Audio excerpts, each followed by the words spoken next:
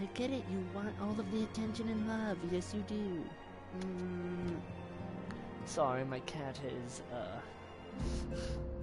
she's being a baby. She's just like, Dad, give me attention. I demand it. I am a cat.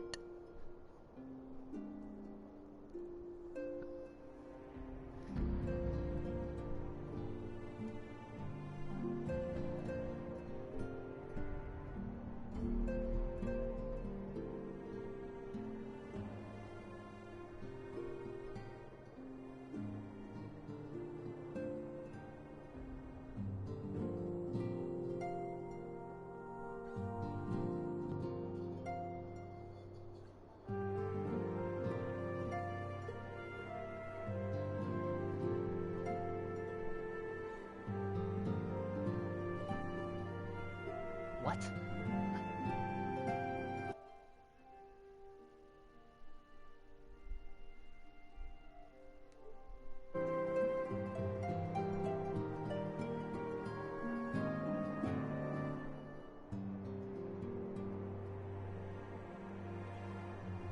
Sorry, Mike. I don't know what was going on with my stream, and I don't know, and Kuro, my little kitty, just wants all of the attention.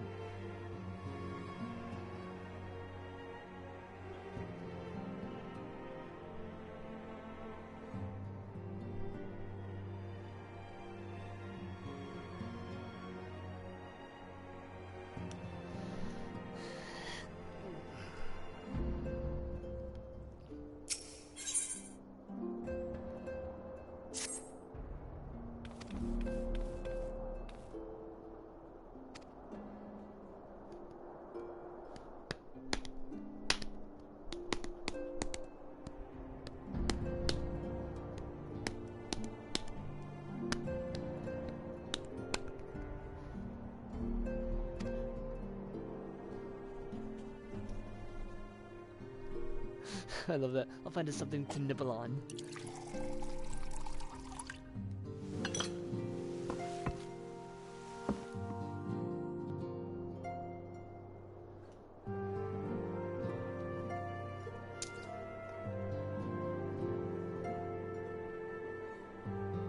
Newfound adventures. Yep. Hello, Juno. It's so much quieter these days without everyone around. Oh, bit of an announcement, Juno. I am not going to be doing the rest of Pandemonium or even start Myths of the Realm without my normal co-host, Omix, and this is because of a deal that we made. When the Elden Ring DLC comes out, he has to play it all in New Game Plus. This has to do with him starting New Game Plus, like back during like launch, like back during like the first few months of Elden Ring. Not that I'm pining for your return, you understand. I have my sources, and I know that each and every one of you is doing well and keeping busy with your endeavors. Meanwhile, I'm left with a surplus of free time and the question of how to make the most of it. What about you? Any plans for the immediate future?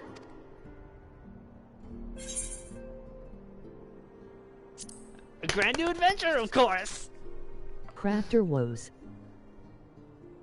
Crafter woes. Traveling to the edge of existence and back wasn't enough?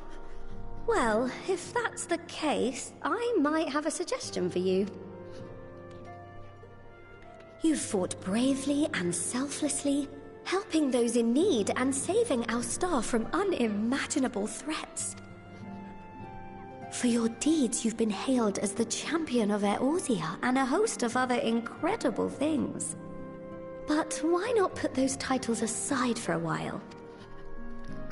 Acquit yourself as a simple adventurer again, and travel the world in search of wonder. Unfortunately, every time I travel in search of wonder, something happens that grabs my attention for like a year.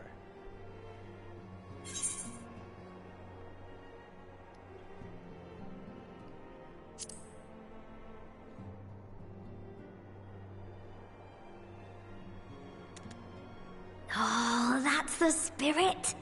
I can feel from here the blazing fire that just lit in your belly. Now, all you need is a destination.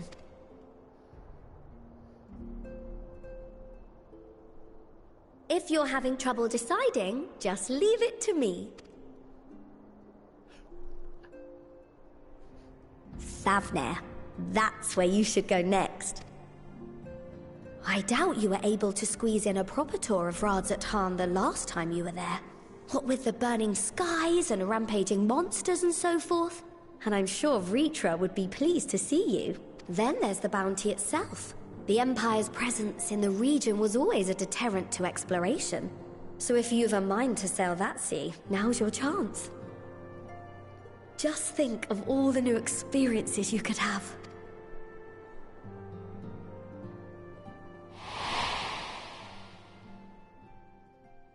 Tell me, have you been to the ruins beneath the waters of the Bounty? As the bearer of Azem's crystal, you may consider your duty to see at least that much. First time in a long time that we don't have world-ending problems. Oh wait, you're serious? Oh, I know that look. Let me laugh harder. That's an adventurer ready to take on the world.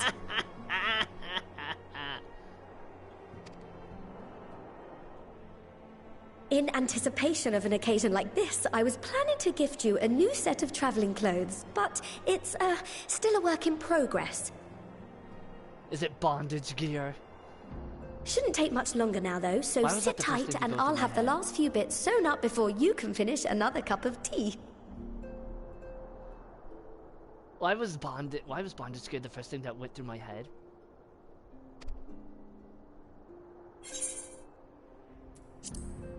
I have to! Just have to wait a few patches for that kappa.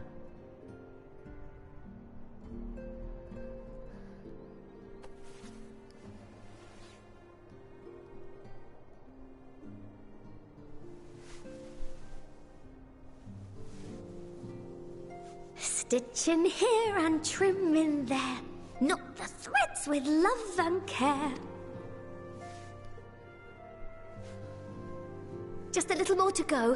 I'm sure you're still brimming with excitement.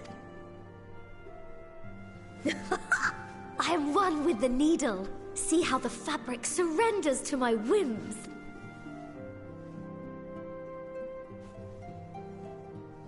Don't worry. I'll make sure the lining has plenty of pockets for all your little treasures. I swear adventurers are worse than children when it comes to hoarding every feather and leaf and animal hide they come across. I think this Crafter is... the true gods of FF14. I'm pretty sure this is like Square, like just, or at least Yoshi P, just calling out gamers for hoarding shit. Like, I better save this potion in case I need it. Finish the game having not used a single potion.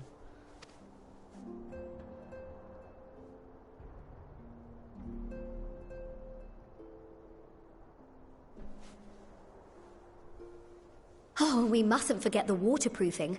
Gods forbid you forget to disrobe before plunging into the sea, or a river, or a piping hot bath. Okay, that was one time.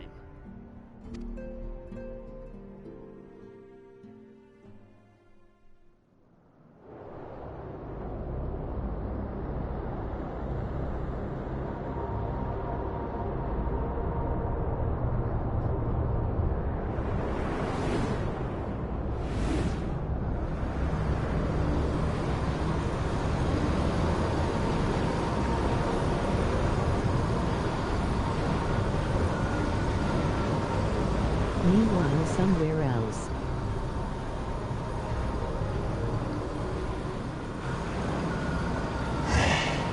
And thus I am returned.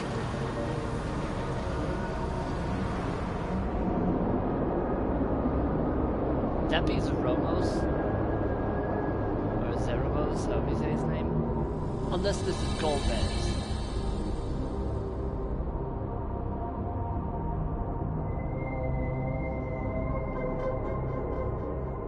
Nope, zero.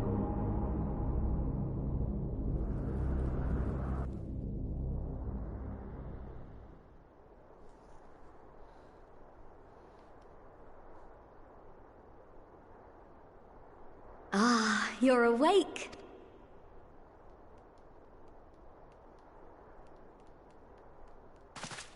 I was half expected to wake up in the new outfit and just be like, when did you... My apologies. Magic. I do get a little carried away with my sewing.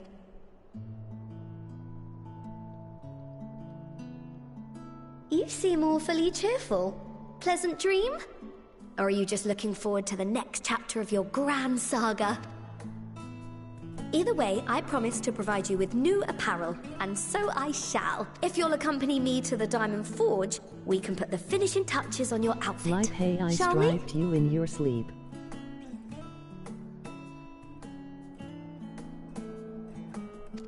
Last time you had me at the Diamond Forge, you had 3 people hold me down.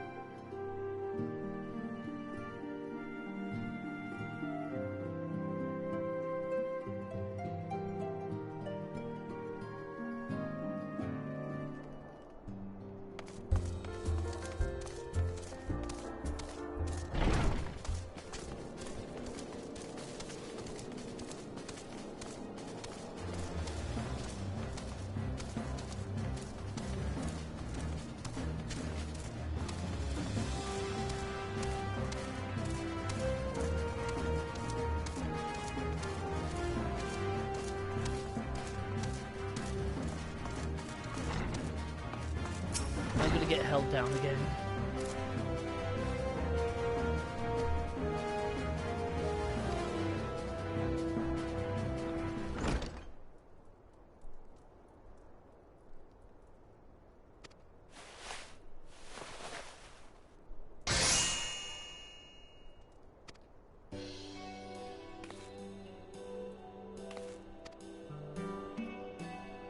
I like it.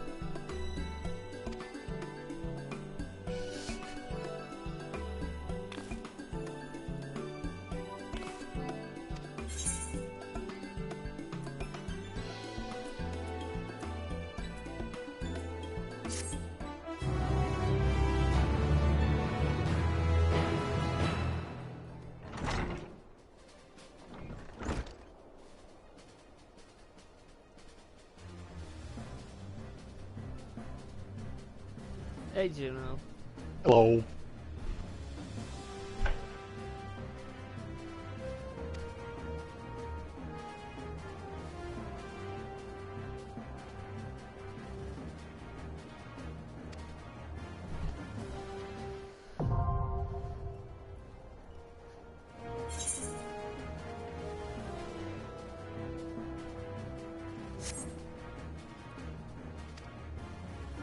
Oh yeah, I forgot that was a thing, the codex. This is the first time hearing of it, so... I think it's just like, oh hey, let's have something in the game where where you can like read up and like remember, like if you don't remember shit, you know? How do I interact with objects again?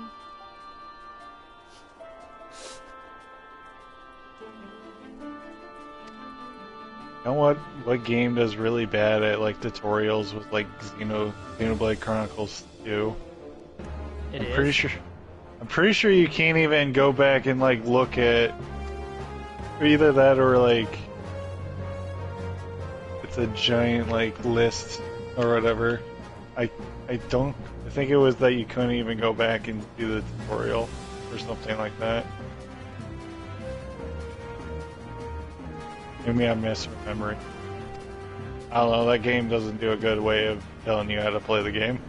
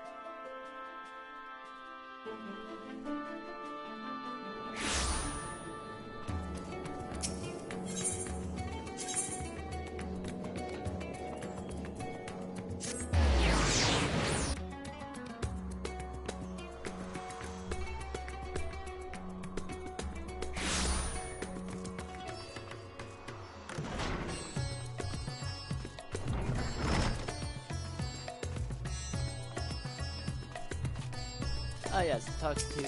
I almost said Argonian girl.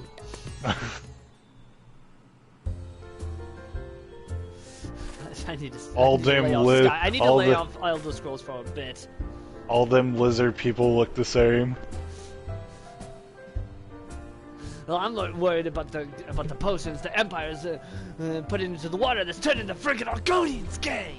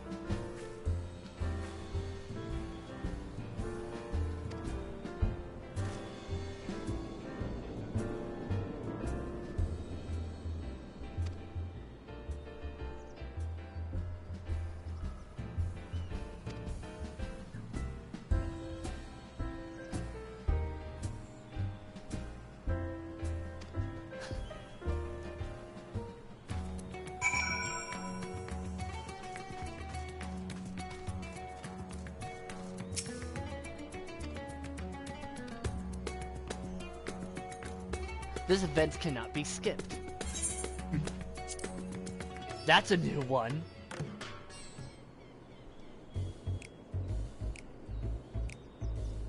And there we go with the jazz finger snapping.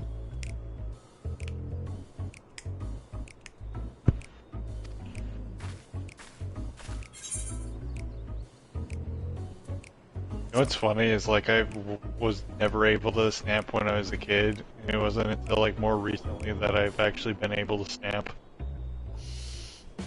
It took me a while before I learned how to snap.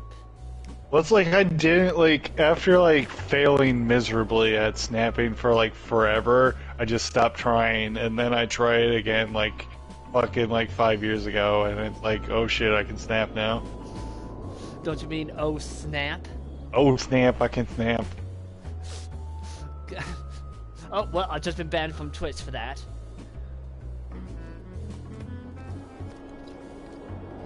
Okay, I gotta say, this guy actually looks like Sid, but with a different hairstyle and glasses. They might use a similar model.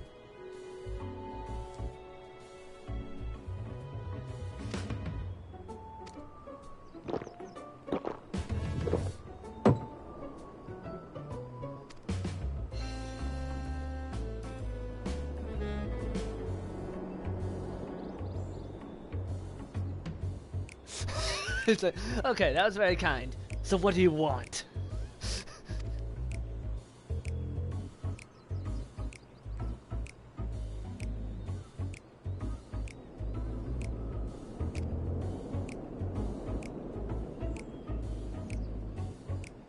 Ozeldal. Wasn't that one of the dragon priests from Skyrim? Maybe I would. You want me to The name, look up the? no, I know that's not the actual name, but it's similar.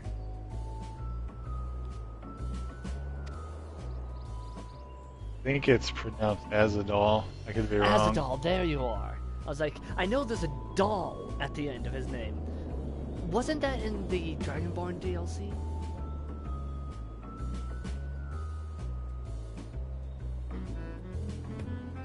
But it's based off of something.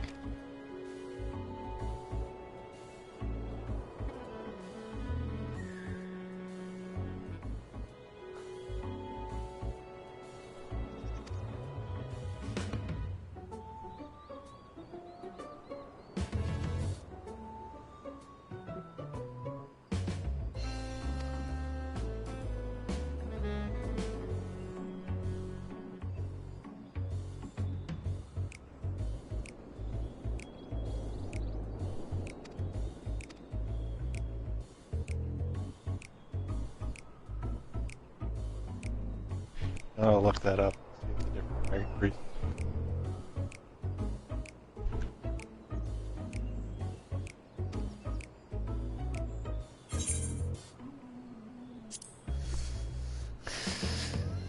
Might as well.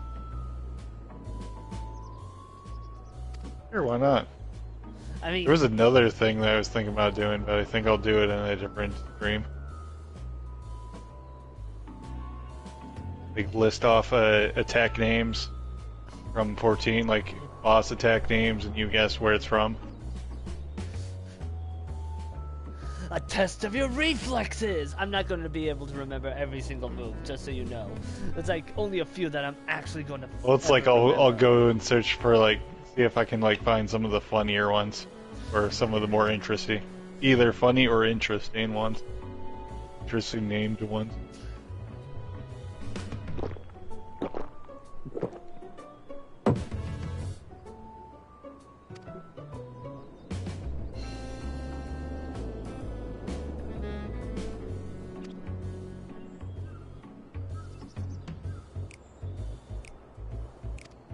And now he's drunk.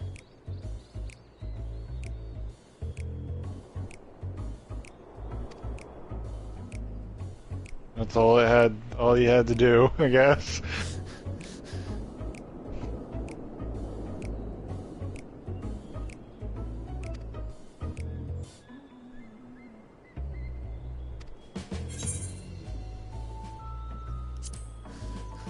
I've been to the literal edge of creation.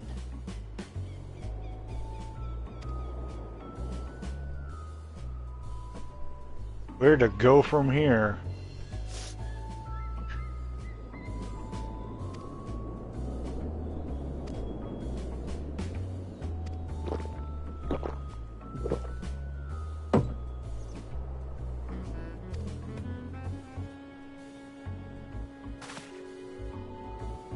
Man can't even hold his drink for more than one cup.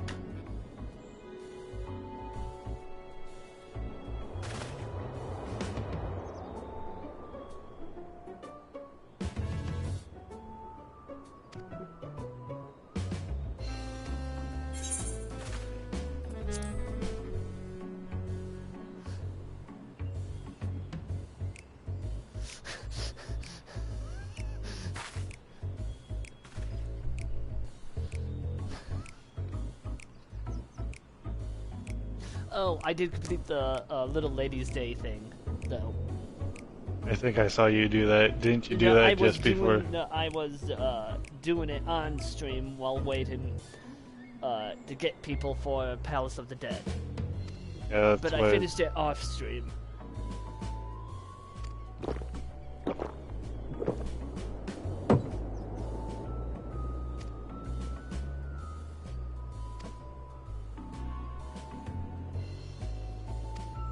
I will certainly thank you.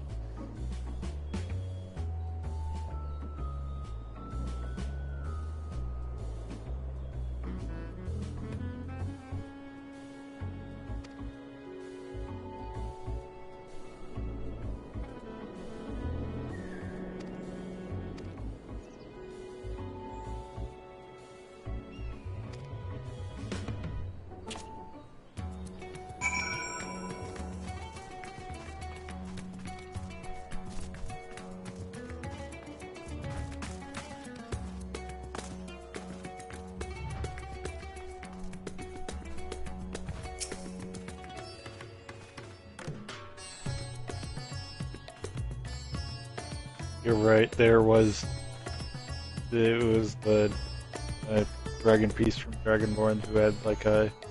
It wasn't spelled the same, but it was. No, it's pronounced Azadol. Yeah, I remember it's Azadol, but I was making a joke. But yeah, it was the Dragonborn DLC. Okay, I couldn't remember because I was just like, it's either base game or Dragonborn DLC because there are no new Dragon Priests in Dawnguard. Are there named ones in online? I actually don't know. I wouldn't be surprised if there was, and I also wouldn't be surprised if there wasn't. I mean, I don't mind the action aspects of the Skyrim as an RPG. My problem was that they were so focused on the action aspects that they didn't give much care to the story.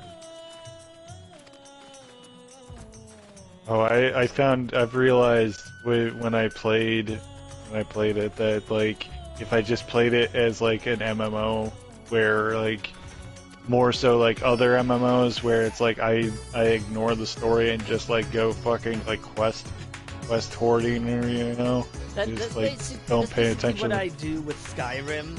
Because I haven't beaten Oblivion, but I have played it, and Oblivion's story was obviously much more well thought out.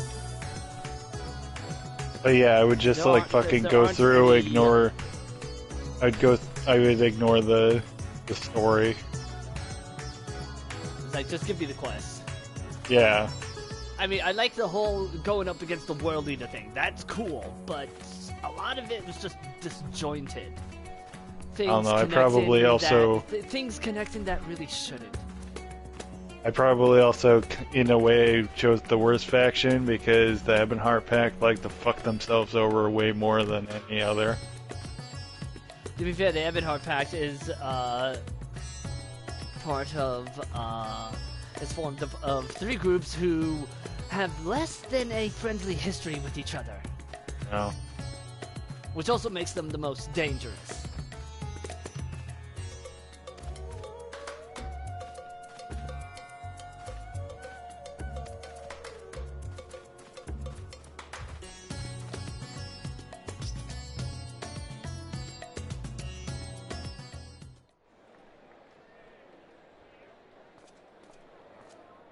Here we go. I'm trying to find it.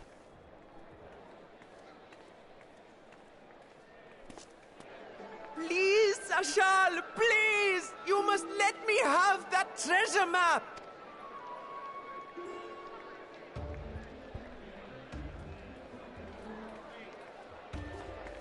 What's all this about? My mother and father were slaughtered by monsters. My baby sister, still too young to fend for herself. Can you spare us no kindness? Probably not. So, you hope to find your fortune? And what? You expect me to surrender my wares for pity's sake? What have you to offer in payment?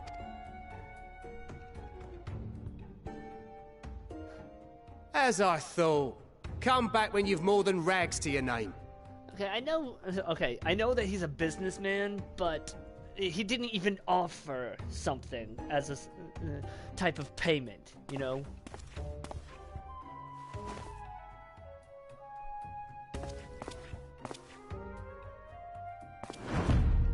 This is no mere treasure map. It is a guide to the vaults of Azadol III, one of the great satraps of Radzat Han, and a direct descendant of Alzadal Khan. I don't know if they ever explain how he got that. A map to Alzadal's legacy? So he says. A fake, I'd wager. This is no fake. The parchment is marked with an arcane glyph of passage.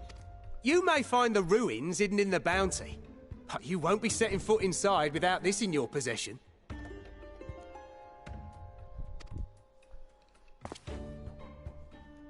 A priceless artifact it is, discovered amongst the rubble in the aftermath of the final days, and lovingly restored by yours truly. Okay, I call bullshit on that last bit. This map is the key to fabulous riches. Fucking, I'll be the king of fools to simply give it away. I don't doubt the whole, it was found in a bunch of rubble after the final days, but I doubt that he restored it. Bunch of looters. Hey, is it really looting if it doesn't belong to anyone? Anymore? Well, you're basically saying because they're dead. Well, like... No. You have to actively, in order to grave rob, you have to actively go into the grave. Be glad I am no such king. Just boy. side glances as I remember my adventures playing scrawny-eyed would never return with that D&D. treasure alive.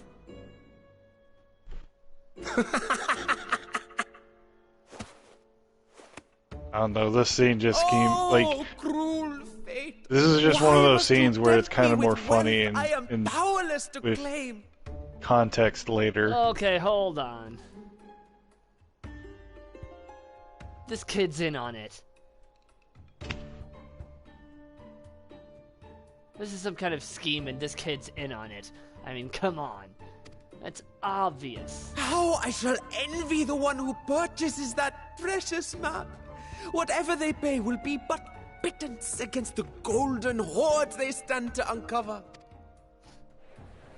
A lot of orphans now need to fucking do their hustle and...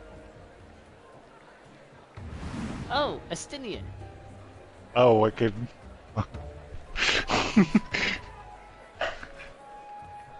Oh god, purse full of money? Time for it to disappear. What of you, sir?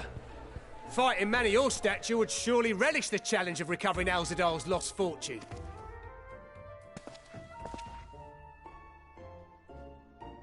A fortune, you say?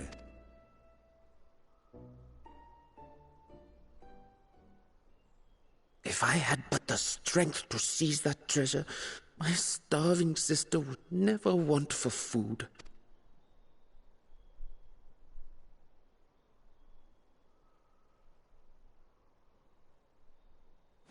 I'll take it. Will this cover the price?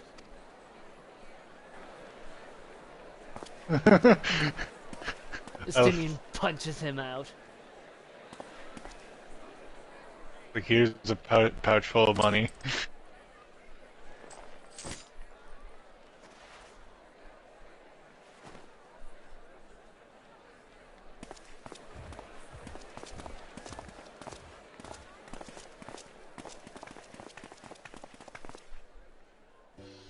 Well met, my friend.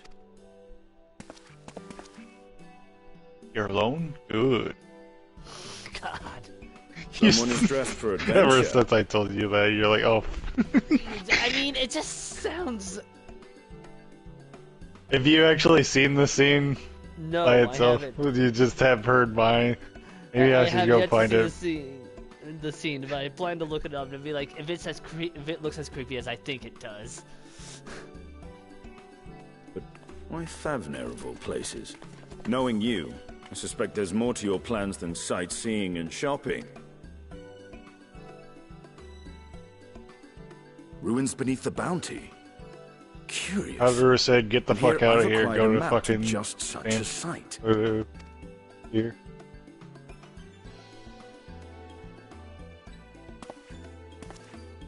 With that sale, I do believe I've earned the rest of the day off. Thank you for your patronage, sir, but if you'll excuse me. You needn't mind us.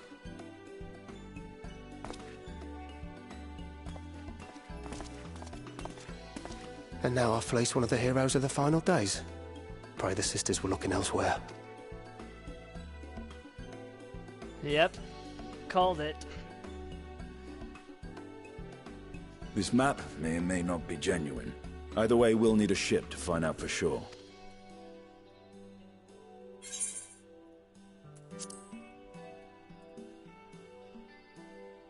Lest you misunderstand, I seek the treasure not for myself. If such a fortune truly exists, then it could help ease the struggles of those who lost their loved ones in the final days. I hope to do for Thavnir what you and Alphino did for the Alamegans when you recovered the Mad King's trove. Come now. You know Alphino needs little encouragement when it comes to recounting the tales of your shared exploits. Of course. We all know you eagerly listen to a story there. Speaking of precocious lads, that boy in the bazaar was clearly an accomplice of the merchant. Suppose his role was to draw the attention of the crowd and add weight to the merchant's bold claims. Transparent act for the most part. It was not all mummery. The need to provide for his sister rang true enough. Thus, if some portion of the profits end up in that waif's pockets, then I will consider it money well spent. Whether the map leads us to the vault or not. I suspected Estinian caught wind of that.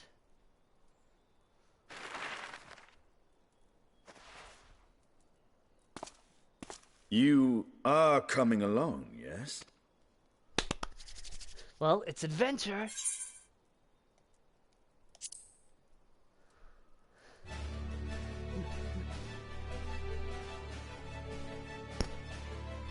I thought as much. Now, let's see about securing a vessel.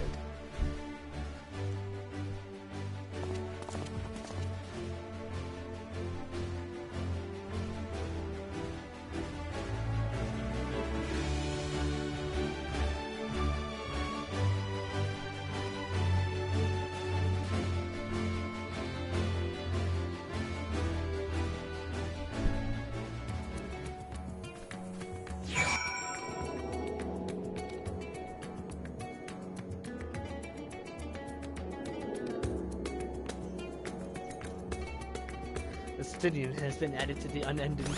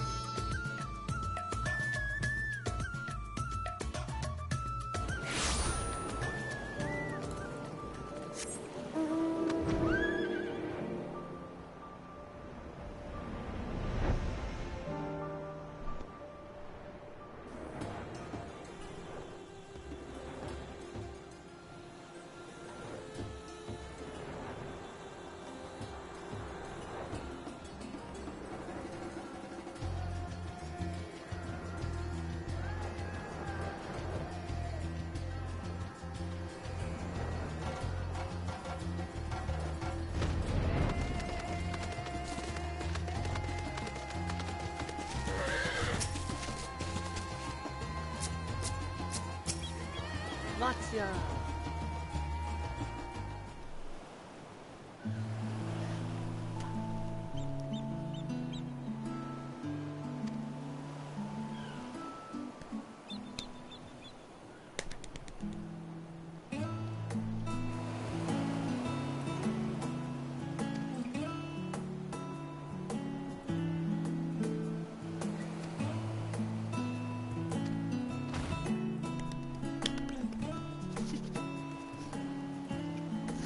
Why is this kid still following us?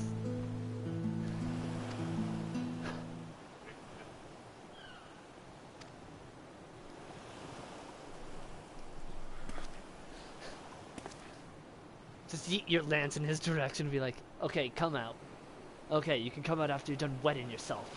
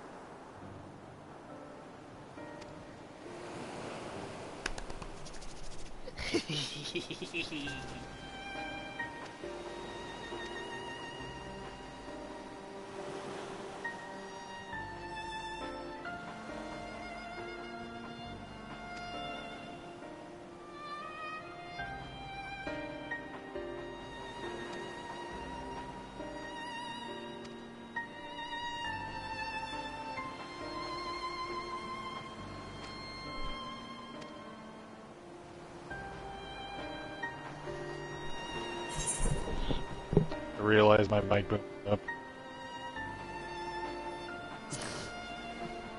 What was that?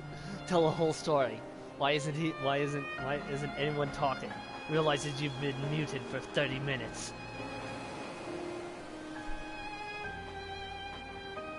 I said it's funny how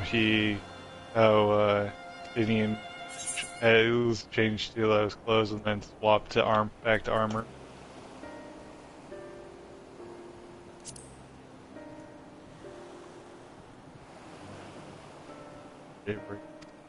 Ready to bring your girlfriend? Prickly?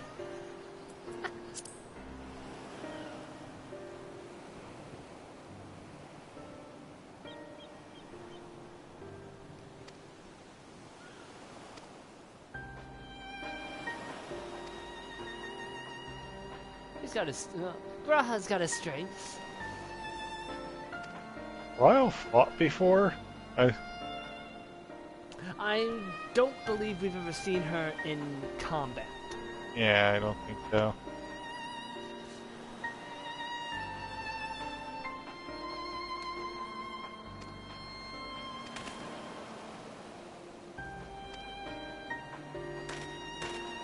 Asinian's gonna turn into the real Batman. He's gonna fucking adopt orphans.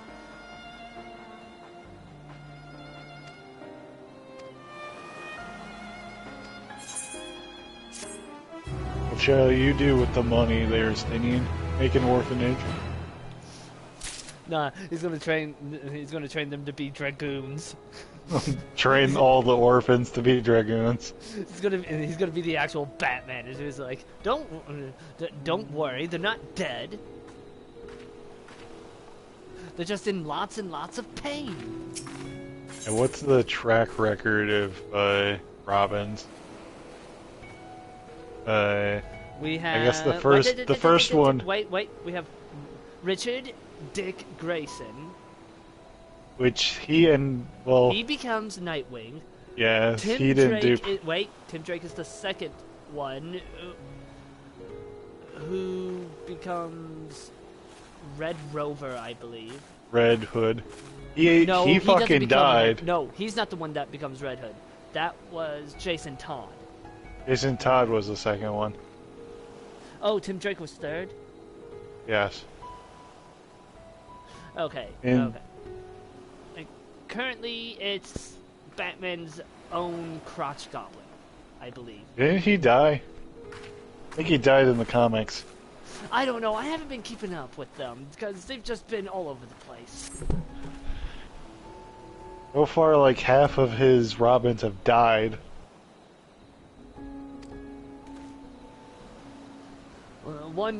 Only one of them was any whit near remotely successful, and the other one, in a certain timeline, was possessed by the Joker.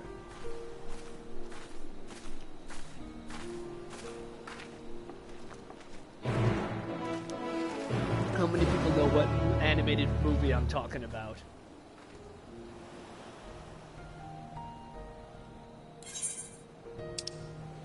Do you know what I'm talking about? The Batman Beyond. Yes. Honestly, that was a twist I wasn't expecting. I still love how their idea to censor so it'd be less violent was instead of he gets shot with own prop gun. It's electrocuted. Off-screen electrocution, which is much worse than just showing him being shot. It's always funny, like when they do something and it makes it worse. Yeah, it's just like, do you not understand how much worse off-screen electrocution is? Like a good example is Is Sailor Moon like the two lesbian chicks were changed to cousins? They're... Oh, and this is my cousin. Sweet Home Alabama plays in the distance.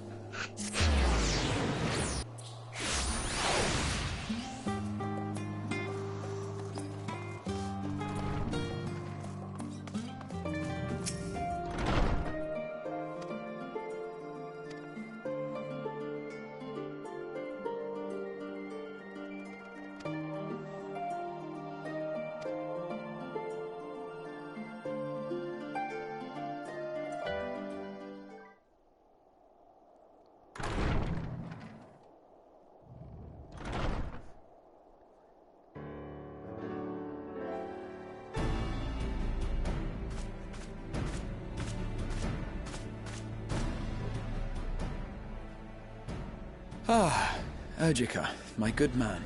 Would you be so kind as to... Oh, isn't this a I know you're about to shipwreck there, Grah, but... I was expecting Crowd to be like, oh, Ojika, you grew since we last saw you a few hours ago. I wish you would want to send hear word something ahead. funny? There was I a thought I new was having Lullafell visions for a chair that moment was there. added recently called the Lullafell Lifter, and people are freaking the fuck out because it looks like a fucking baby high chair. Lullafells are short. They're basically dwarves without hats. I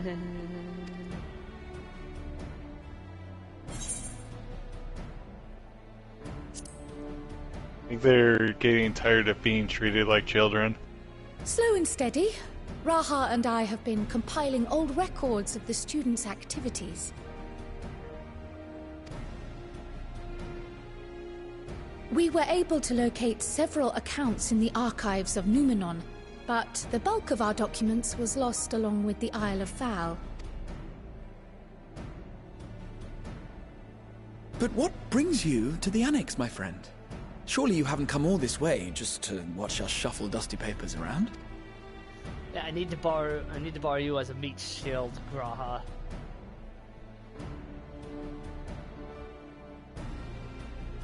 The treasure vault of Alzadal III. You need 2 more party members. And you're looking for companions to join you on this expedition. I would dearly love to accompany you, of course, but I'm afraid I'm committed to another task. I wonder what class Cryo would be. On the subject of which, I had hoped to ask for your assistance. Student of Veldacian. Bitch, I do all the magic.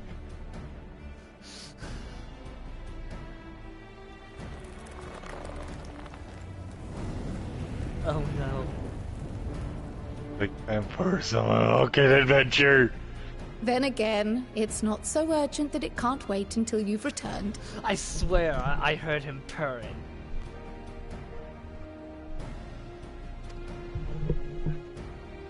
You should go, Raha. I'll stay here and mind the shop, as it were. Are you sure? I'd hate to leave you short-handed. I'm sure. Just try to be back before too many moons have passed. Well, always gonna be the Warrior Blades biggest already. fanboy. Second biggest. Remember, Xenos had him beat as a tier 6 sub. I'm not letting that joke die. Like, no, I understand why Xenos is obsessed with the Warrior of Light. I understand it from a warrior's, from a battlefield's point of view. Yeah, it's the only person who has bested him. Have you asked anyone else to come along? I understand the why. It's easy to understand when you break it down into the mindset of someone who only enjoys the fight. Then might I suggest we invite Yostola? Ever since the Scions disbanded, she's spent most of her time cloistered within the Great Google Library, hoping to piece together a method to traverse the rift. It would seem, however, that whatever wisdom she sought there was not to be found. She arrived in Charlian the other day, We spoke briefly before she began her search of Numenon. Considering what you've told us of Alzadal's extraordinary feats, I do believe your Stola would be more than interested to hear what you have to say.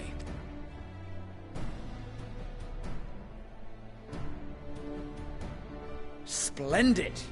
Then let us head to the archives at once. Wait, before you go. I have another potential member to volunteer, if you've room to spare. Urianger. He sent the students a request for materials, you see. Treatises on the architecture of treasure vaults and the like.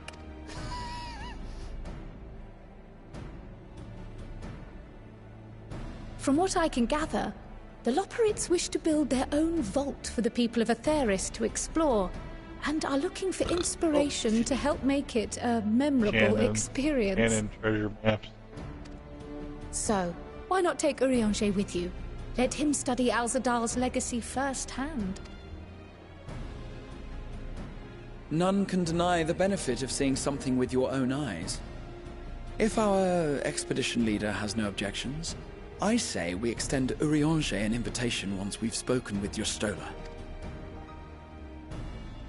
I would start ranking up the Loperit tribal quest, but they're Safe crafters, travels, and I don't have but a don't crafter forget, that's high enough. I'd still like your help with that other matter I mentioned.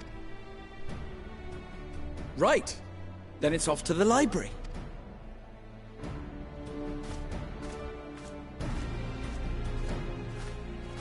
That picture in the background to the right. Is that a reference to fucking Bravely Default? It's a picture. And I don't know. It looks like a fairy from Bravely Default. Hell, hold on. I never played Bravely Default, but let's see. Where was it? There? Okay, no, that's not. Yeah, that's something different. Yeah. I wonder what the picture of. It kind of looks like without zooming in, it kind of looks like the fairy from Bravely Default, but then you zoom in. Yeah, I guess. Like I said, I never played it. I don't play video games. Yeah? I don't play them video games. Nah, they're for nerds.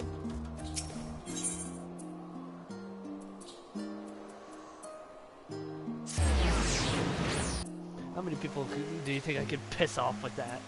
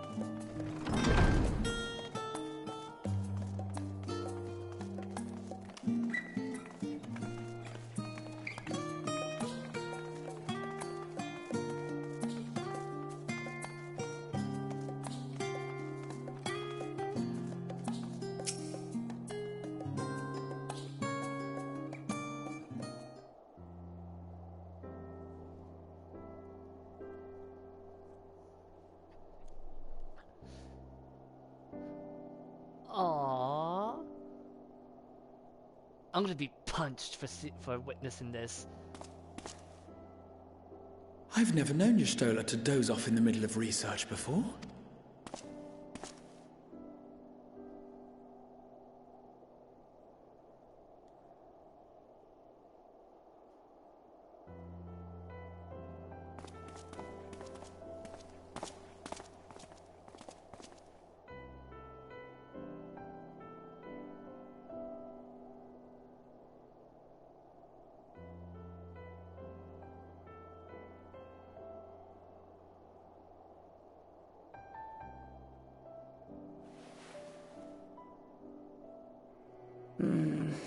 Close my eyes for one moment.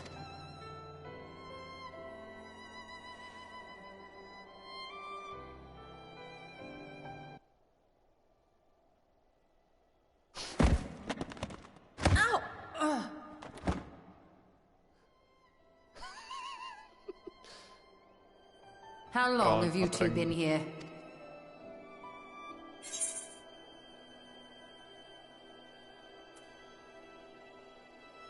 I'm gonna burn for this. She's literally gonna fire for my ass. Something to that effect.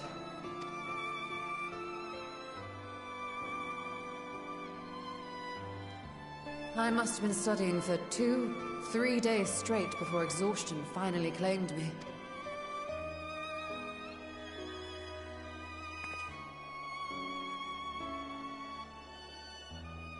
As you know, I've been researching ways to travel from the source to one of its reflections. Well, looking for hints at least. I don't expect to find a simple set of instructions tucked away in some dark corner of the library. So I've been skimming through the stacks, hoping to uncover even a partial mention of any similar feats in the past. A means to travel between worlds exists, and you can be sure I will find a way to employ it. So I promised Runa, but 'twould seem I've set myself a nigh impossible task. You needn't be so hard on yourself. Always forget about it. The leap I made with the Crystal Tower was not achieved in an afternoon. It was the culmination of a collective effort spanning generations. Oh, you think me discouraged? I assure you, 'tis quite the opposite. A daunting challenge and the time to sink my teeth into it. I feel like a fresh-faced student again. A scholar in her element.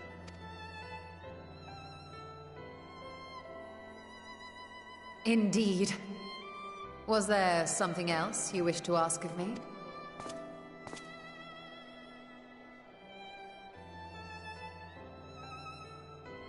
Al-Zadal is no minor figure in Harnish history, and much is known about his family. But this is the first I've heard of a descendant surviving a trip to another world. If those tales are true, then he may have left behind some clue as to how it was accomplished. An invitation to delve into one of the world's lingering mysteries. As if I could refuse. And whence do we embark upon this expedition? Akyali, by ship. But before that, we thought to extend an invitation to Urianger as well. He was in Thalmazane, last we heard. Then by all means, let us recruit him, and be on our way.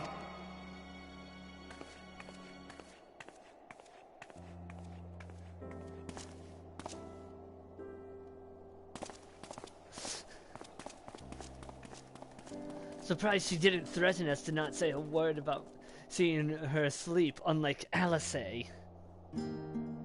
Who made a very direct threat.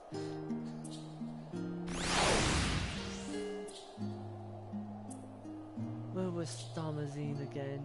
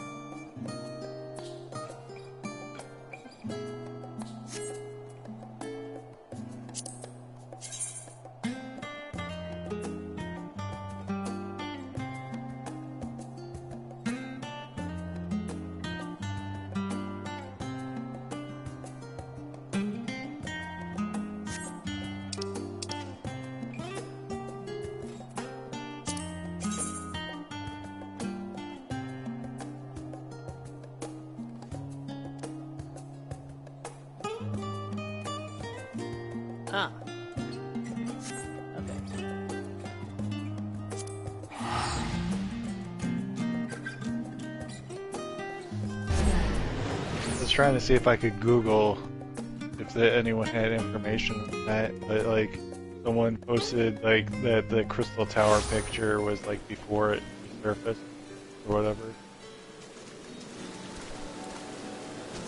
That's the only thing I could find about the before decoration of the main hall.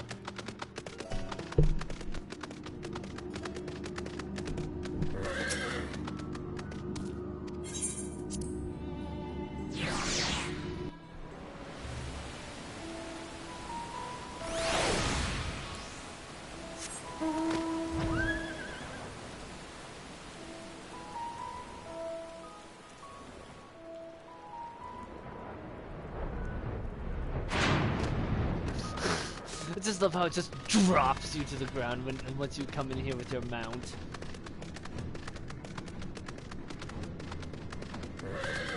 You know what would be funny if if they made a mount that would be the Ragnarok, but just call it the teeny tiny boat. If they don't do that, I will be very disappointed. Ah, our illustrious champion. Cloaked in the mantle of the common explorer, fame set aside in thy pursuit of simple adventure. As ever is my I am told a new expedition is in the offing.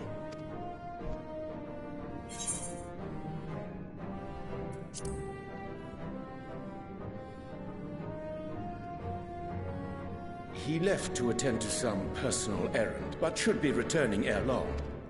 He's trying to figure out how to get back to his daughter. You've been keeping yourself busy, I trust?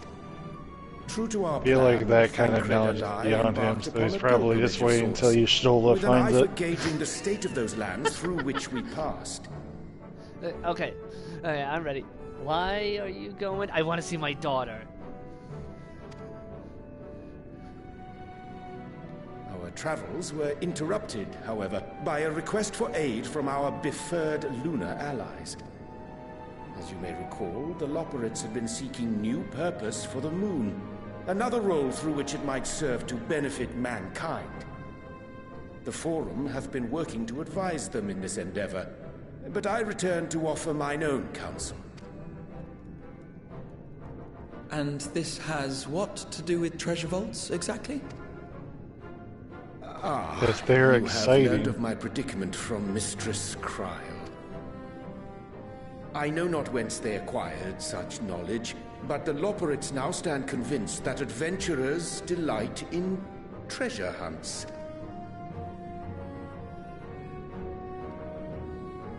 Thus, with their newly built wonderland of riches and mystery, do they hope to entice all manner of daring delvers to the moon. So earnest and innocent was their desire to bring joy to the world that I found myself powerless to refuse them my cooperation. But what of you, my friends? Why are you come to Labyrinthos?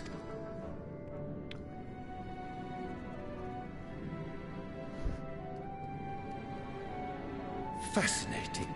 We got a map. We go where the map takes us. A most fortuitous opportunity. I do as the map commands. I should be honored to accept thine invitation.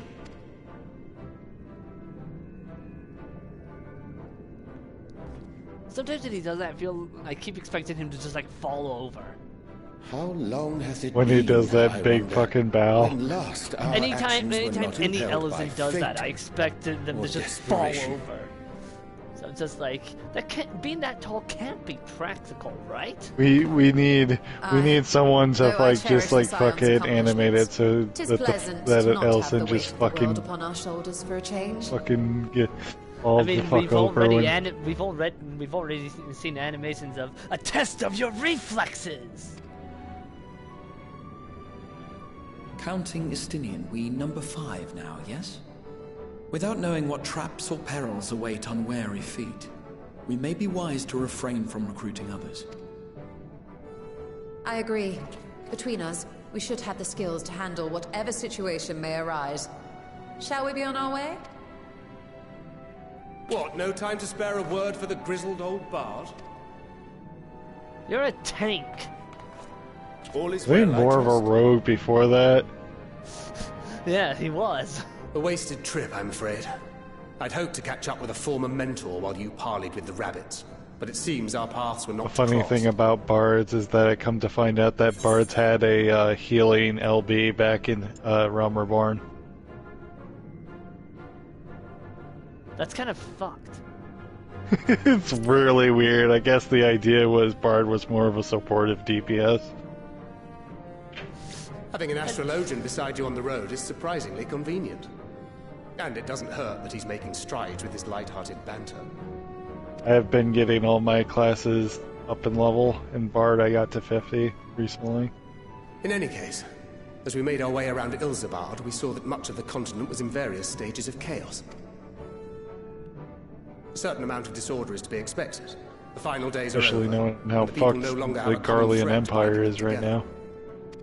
What Garlean Empire? That's the thing with these fledgling troubles, eh? You need to keep an eye out, lest they mature into full-grown headaches. So, for what reason have so many esteemed personages seen fit to gather?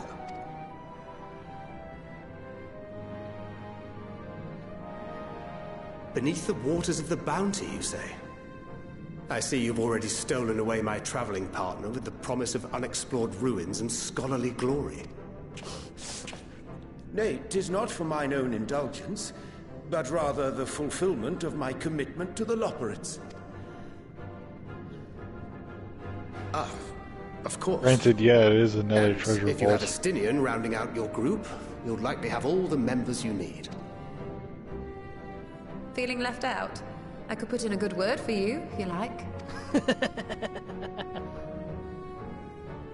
We may have been released from our obligations, but I'll never be free of that merciless wit of yours, will I?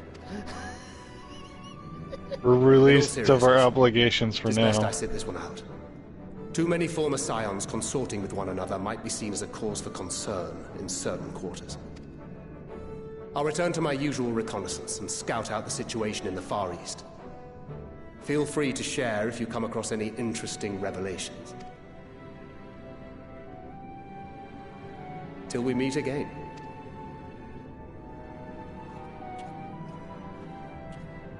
Shall we also hasten our departure? Sir Estinian will wonder what hath become of us.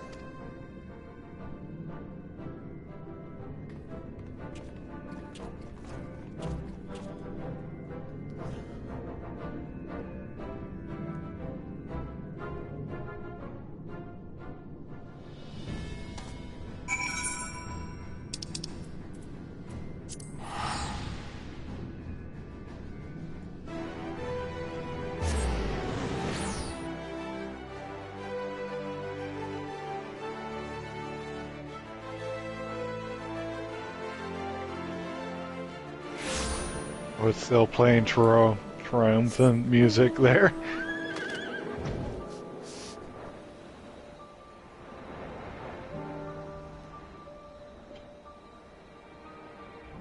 Today we stop the apocalypse.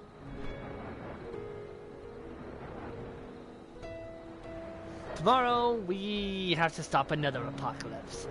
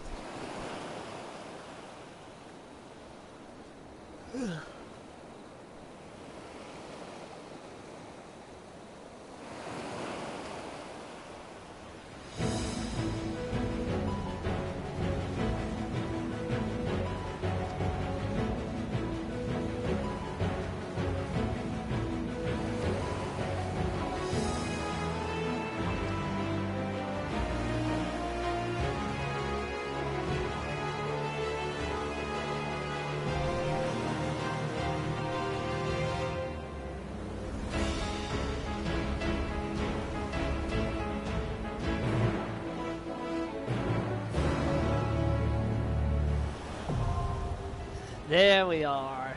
Azadol's legacy is now accessible. Want me to join you on that? Nah.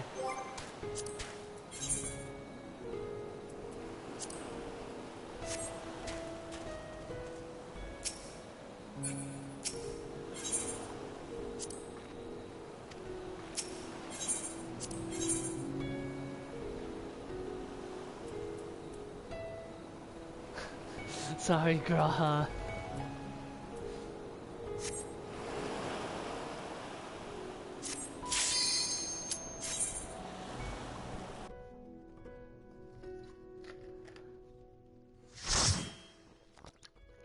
We seem to be on a different version.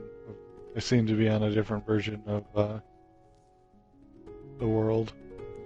I was like right near the entrance of the thing. Yeah, I ended up on instance 2. Apparently it's congested.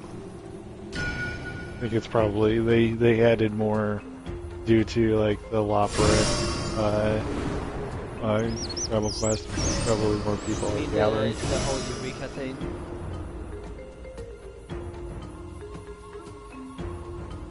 Oh, isn't Eureka? That's like in Wardona. Yeah. I have no idea why Thavnair is congested. Like I said, I think it's because more people are probably out gathering. That's probably why they added more.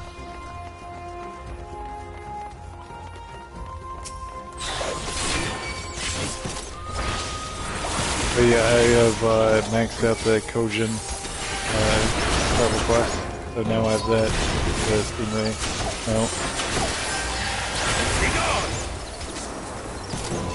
This will hurt.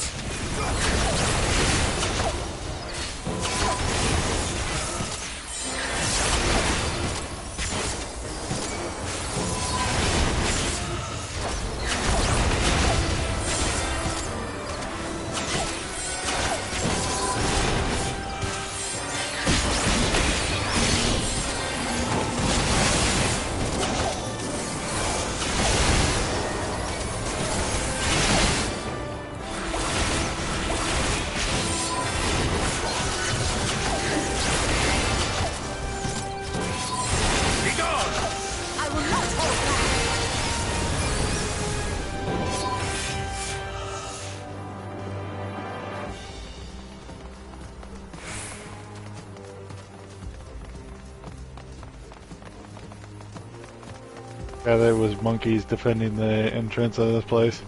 Yeah.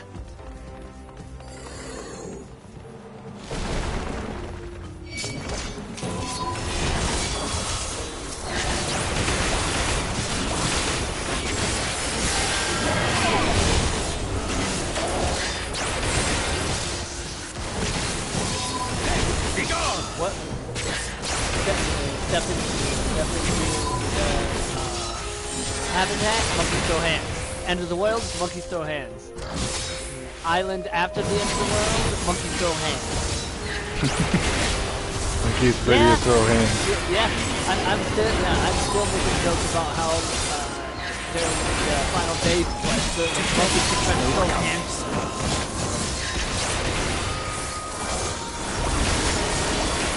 I'll admit, it was entertaining.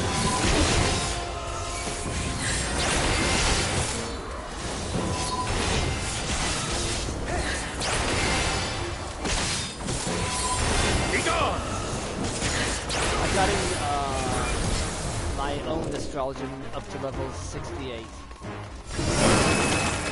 No. I said 68. You're one off. Yeah, I'm one off from the ninth.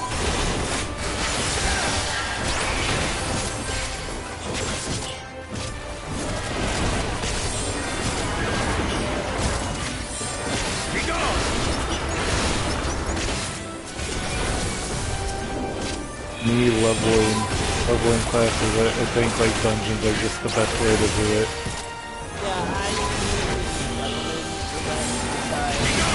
You underestimate me!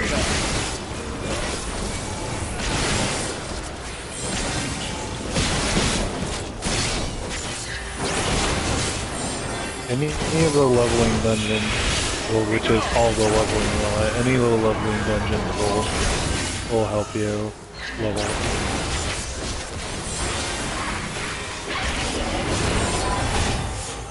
Leveling dungeons usually either tank or healer is needed.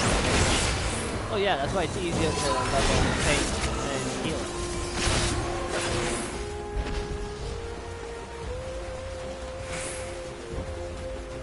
It's still like with DPS, you just go to like where you're there at the highest level dungeon. It's like other than that, like healer and tank, it's best for your leveling itself. Be gone!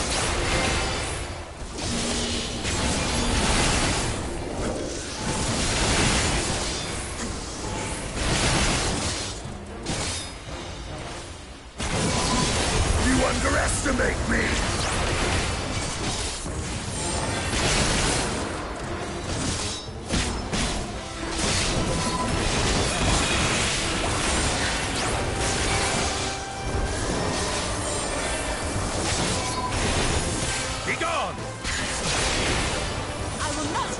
I wish I interacted with the custom delivery sooner. I realized the custom deliveries. Like, I've realized just how easy they are.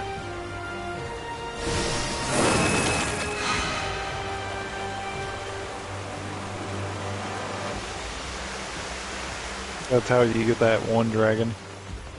Not high enough level to level him up yet, though.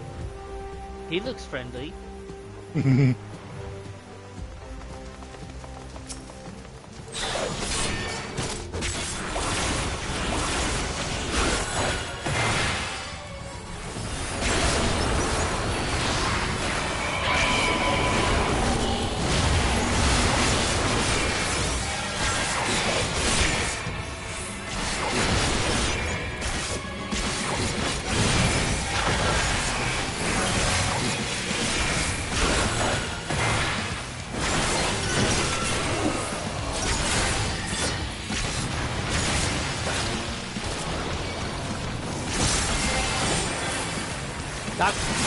Jeez, I haven't seen that since the dead end.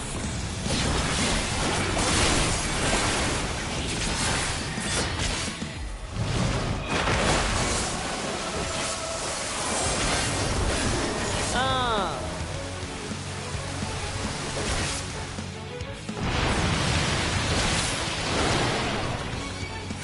I really need to pay attention to what I did.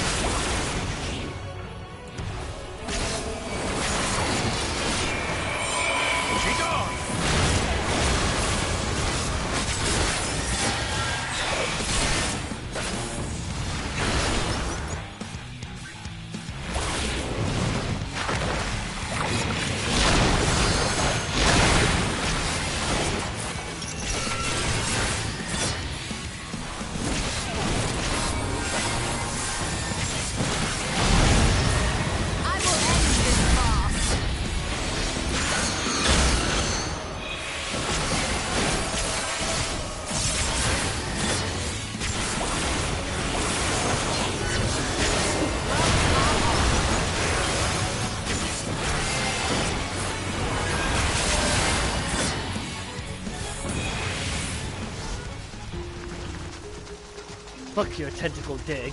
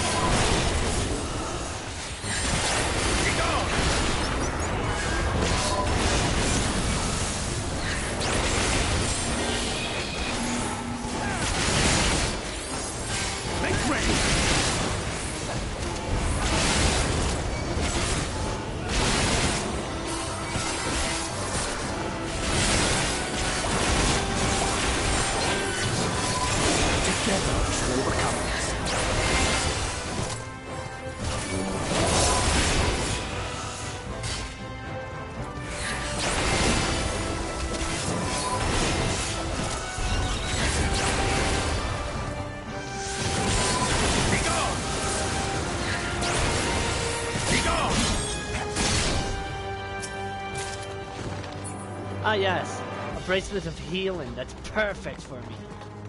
Giant enemy crab.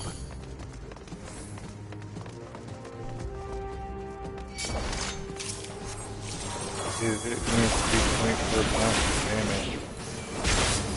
Make ready!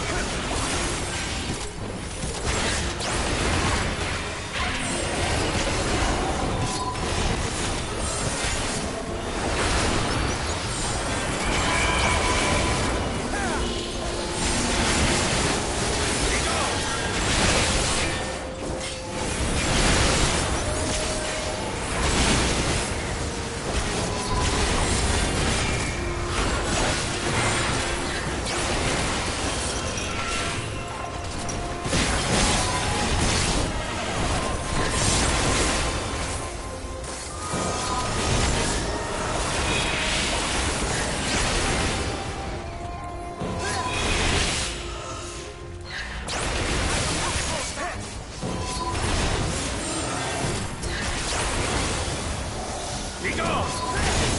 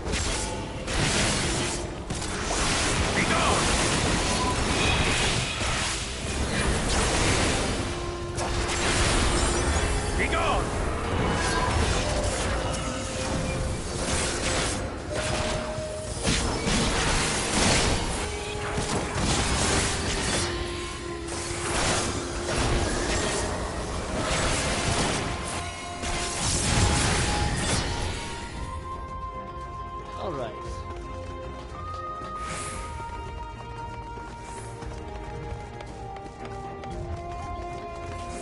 Think he could help us?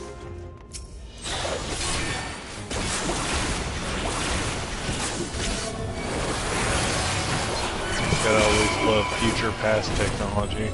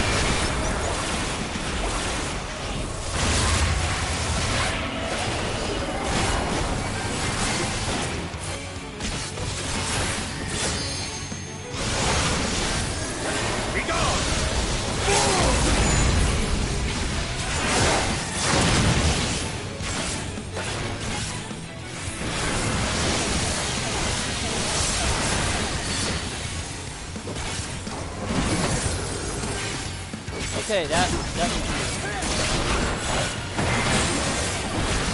little sliver of deal. Be gone!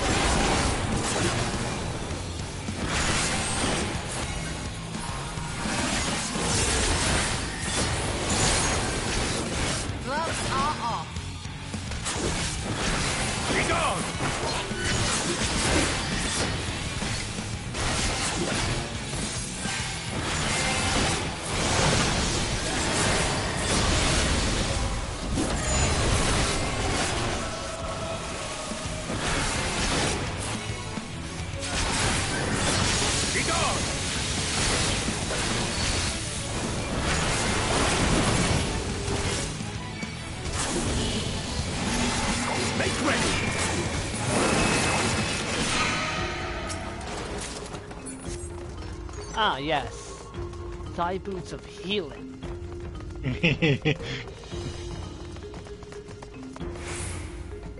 Taking doubt on the town. I'm yes, a healer. Definitely will work on me, a tank.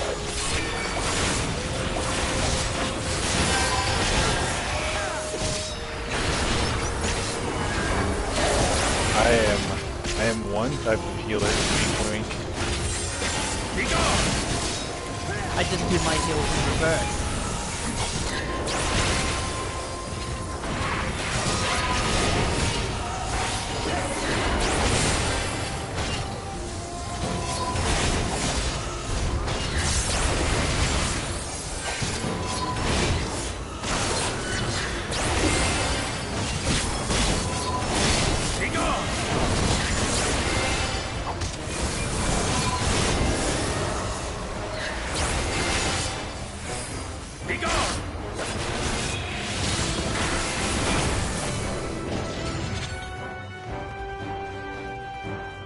We filthy rich? No, shoot you in the back of the head.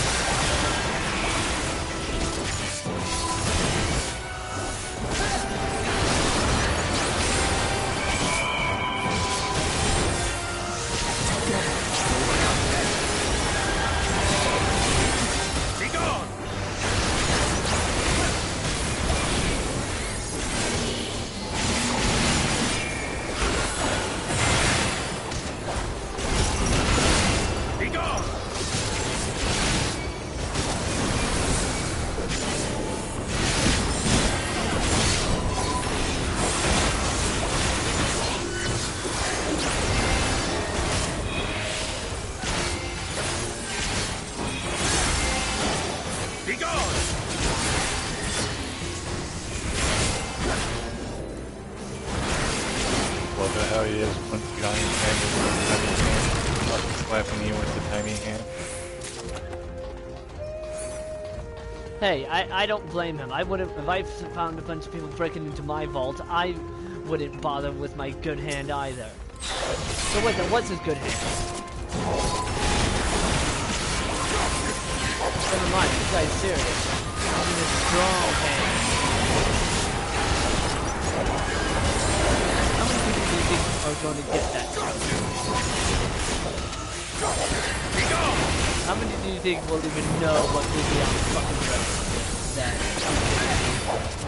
I don't know. Scary Movie 2. I think I've seen that once. I know for sure I've seen 1 and 3.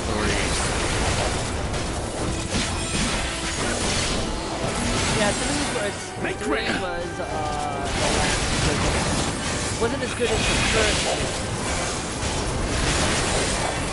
Favorite gag from 3 was the fucking or was like the fucking the one guy picks up a shotgun, picks up a shovel and fucking reloads it like a shotgun.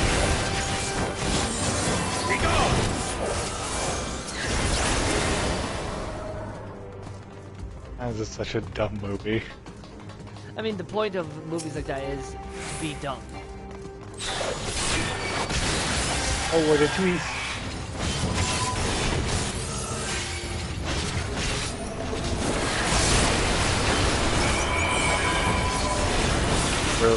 We're allergic to water. Go to a water-based planet.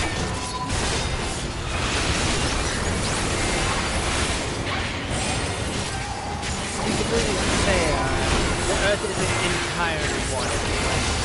Well, yeah, but like so much of it is pretty water. Yes, nope. Yes, and we had no knowledge. And they were certain that humans had no knowledge of it.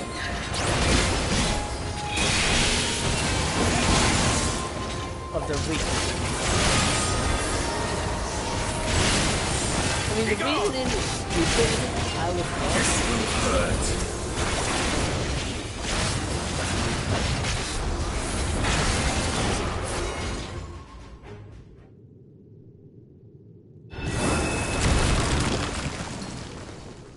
I wouldn't call Signs a horror movie, though.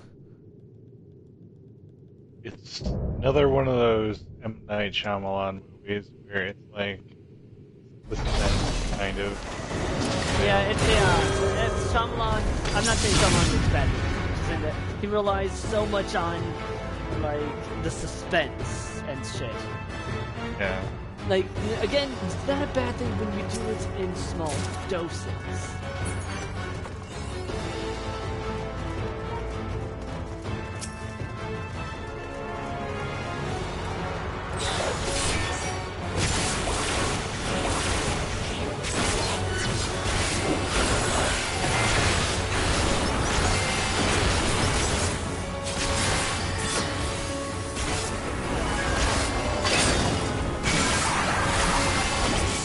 Oh god, that just raked my eye. The screen covered in ribbon.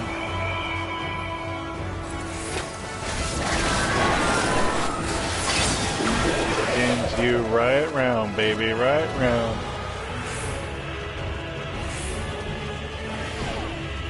Yeah, you want to start turning. Yeah, no, I know. The turning is really takes a while. No, I figured that out. Control the thing.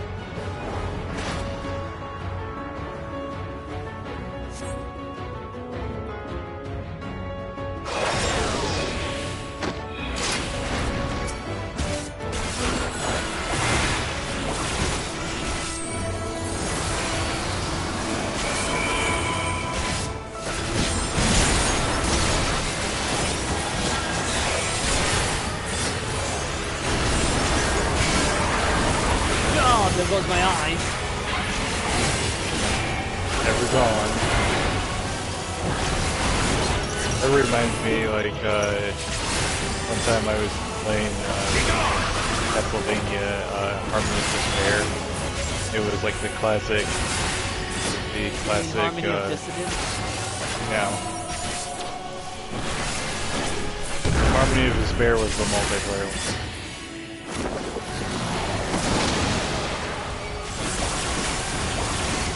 And it was the classic Castlevania map, and it was like I think it was like a dark blue or something.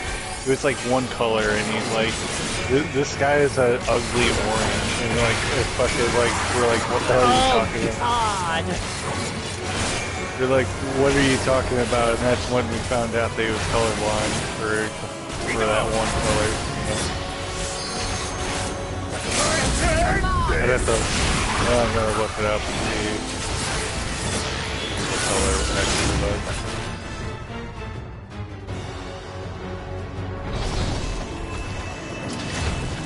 Do not underestimate theft, Marion Weed.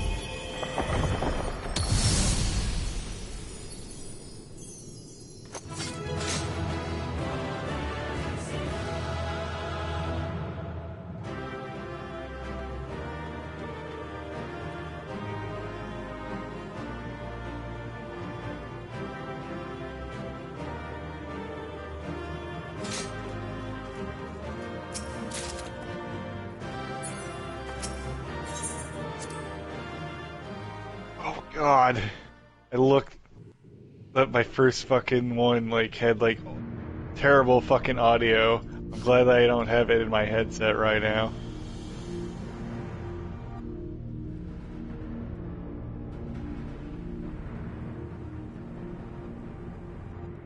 What have we here? 'Tis not unlike a Hunnish alchemical furnace in design. Well, there is one way we might find out. Let's poke it. Stop! You mustn't touch it. Hey, Vritra.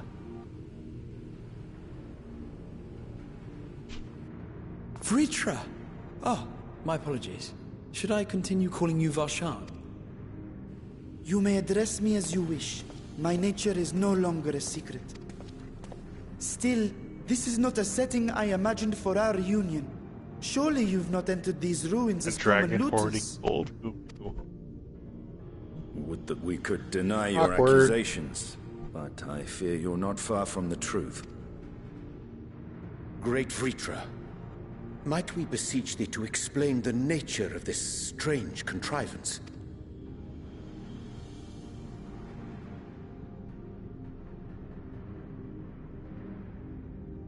It was crafted by our alchemists at my behest, for the purpose of sealing something away.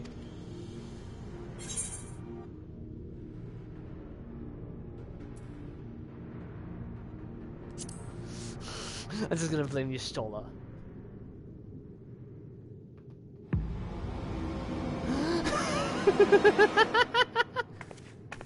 You and I will speak later.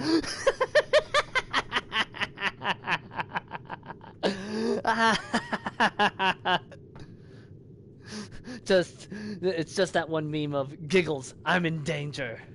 I'm in danger. See? Not the time for frivolity, my friend. Not the time. I beg to differ. This something of which thou speakest, might it be some manner of threat?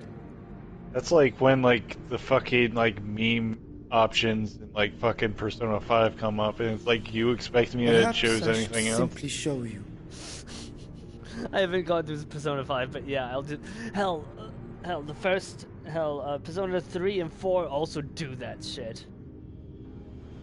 Where it's just like, you think I'm not going to do this?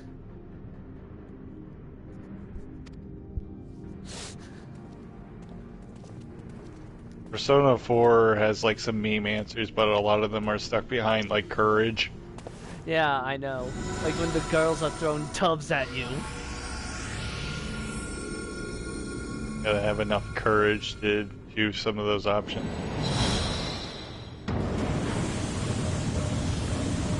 With Morgana,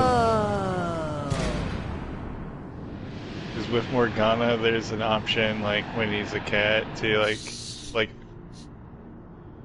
I'll tell you later. Yeah, this is voiced content.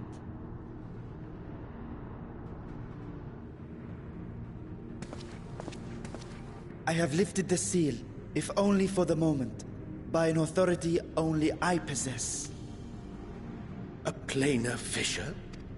No, my friend. Small though it may be, this is a functioning gate into the void.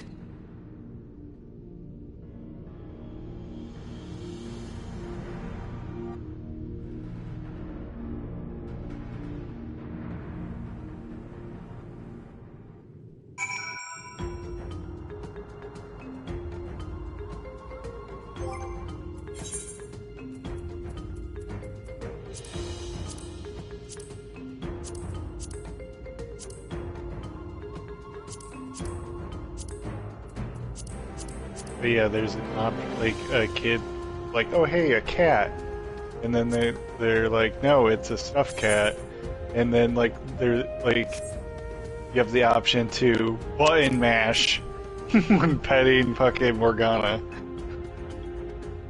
Of course.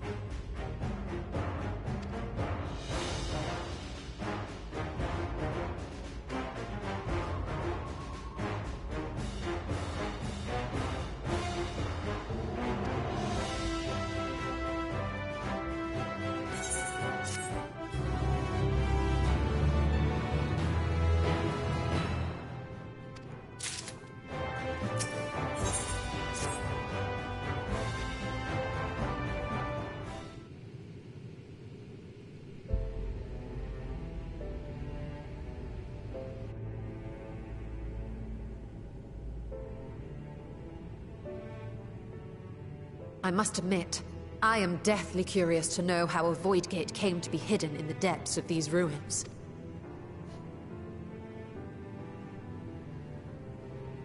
To tell that tale, we must first peer far to the south, and even further into memory.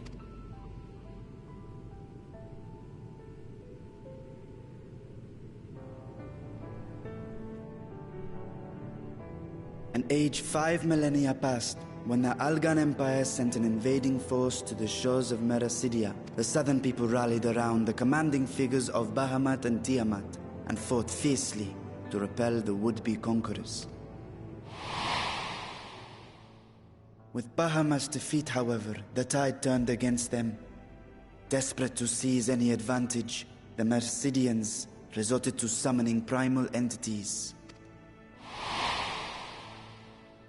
In response, Emperor Zande forged a covenant with the Cloud of Darkness, sovereign among the all-devouring denizens of the Void. Thus bolstered by icons on one side and Void Scent on the other, the two armies clashed in a battle of unspeakable carnage. So much death, so much loss.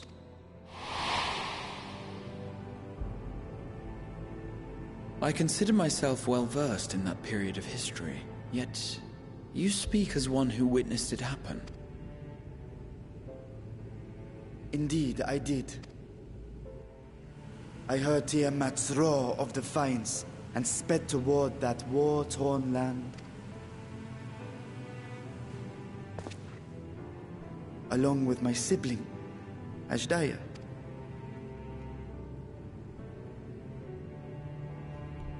We dragons are not male or female as men are wont to classify, but elder sister is the closest a mortal tongue can come to describing what she meant to me. I was the last of our brood to hatch, and Ashdaya cared for me where my sire could not. Thus I was with her when Tiamat roared. I was with her when she journeyed south, and I was with her when she fought against the Void-sent hordes. Yet no matter how many of their vile fiends we cast down, more rose from the abyss to take their place. Faced with an unwinnable war of attrition, Ashdaya risked her all on a final gamble. She plunged through the Void Gate itself to strike at the root of their strength. I tried to follow in her wake, determined to lend what aid I could. But even as I came upon Alag's glittering tower, I saw the rift close behind her. And Ashdaya has been lost to us ever since. I find I must retract my earlier claim of historical knowledge. Nowhere in the Crystal Tower's archives did I see mention of such noble sacrifice. That does not surprise me. They didn't write down dumb dragon flies into... It must have seemed as if a lone dragon, driven to madness, simply dove through the gate and did not return. I mean, what kind of report would that be? Just like, dumb dragon goes through void gate, we open. Yeah, they don't give a fuck. Return. Don't know what to make of that. That's kind of like how you have to deal with history. I spent long years searching for the means to reunite they might not write it down. Yeah. Not important to them. Until I could search no more. Until Alag was dust. And the art to open a void gate large enough to accommodate a dragon forever lost. Yet you have the beginnings of a gate right here, under the control of a harnessed device. My discovery came before Radzat was founded. Though I scoured the lands for a method to cross the rift, it was beneath the sea that I chanced to find a natural planar fissure. It was, however, far too narrow to admit a worm's bulk. Only after our city rose upon the rock, and I could enlist the aid of our talented alchemists, did matters take a favorable turn. Their dedication was beyond reproach. Tirelessly they worked to expand the fissure, and after decades of toil, it finally grew to a size that a child might pass through.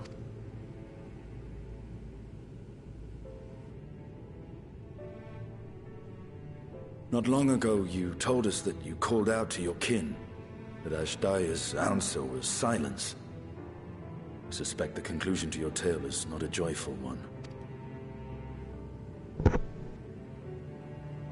With hope in my heart, I used a simulacrum to cross the threshold. But no, I did not find her. What I found was a host of Void-sent, clamoring around the opening they had sensed. 'Twas but a moment, but enough. I had no choice but to retreat and allow the portal to contract once more. The gate was a threat to your people. You had to decide between endangering Radzat and abandoning your sister. And you chose the latter. 'Twas not that thy sibling scorned thy call. 'Twas that she was trapped beyond a barrier through which neither roar nor dragon may pass. Even now, in the desolate world of the 13th. I can scarce imagine your pain, yet it was wise not to linger in that place. Too long a sojourn, and even a being of your power risks being warped into a creature of the void. You've seen this phenomenon before, when we stepped into the darkness.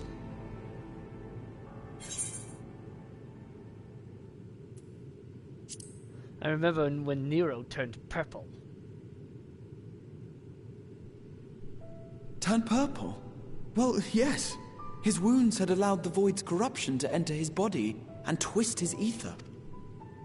Had it been allowed to progress much longer, I presume he would have been fully transformed. Then there is little hope for Ashdaya. Ah, no. I hadn't meant to. I speak only of possibilities. The scales of the First Brood are extraordinarily resistant to ethereal fluctuations. They are the protective talisman's core components after all, and even the corruption I described would struggle to overcome. Of course. With the warding scale in one's possession, one could conceivably survive a stay in the 13th without being warped by its energies.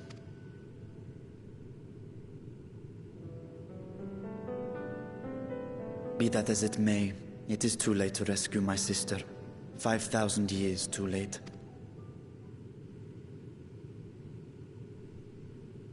And now countless others look to me for guidance and protection.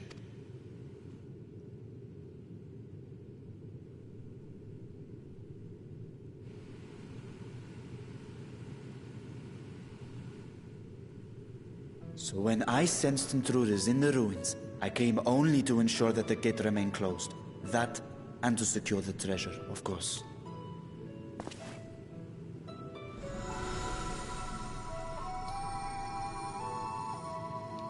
I wish only to forget the rest.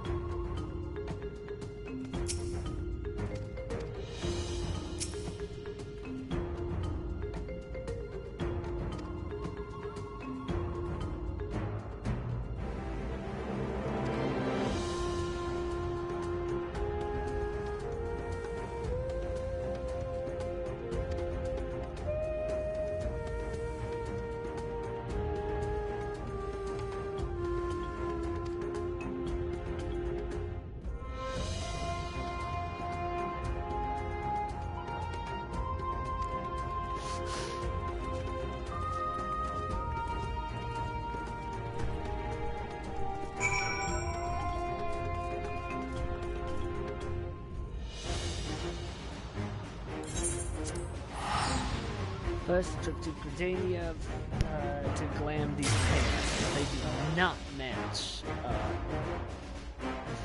this outfit. Fashion the true end. Fashion the true end game.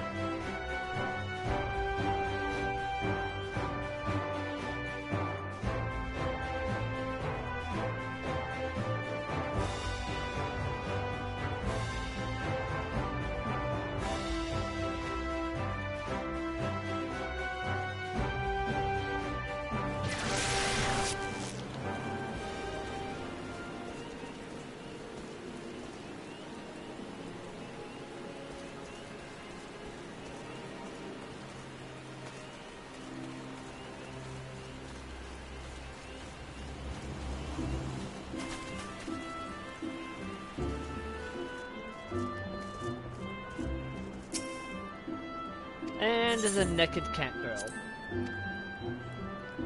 Of course there is.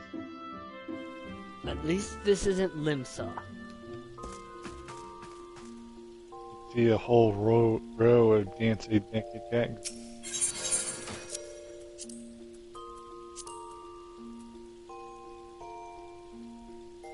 Ah, crap, I can't do that yet. No, I'll do it later. I gotta repair my stuff first, but I'm gonna do that here.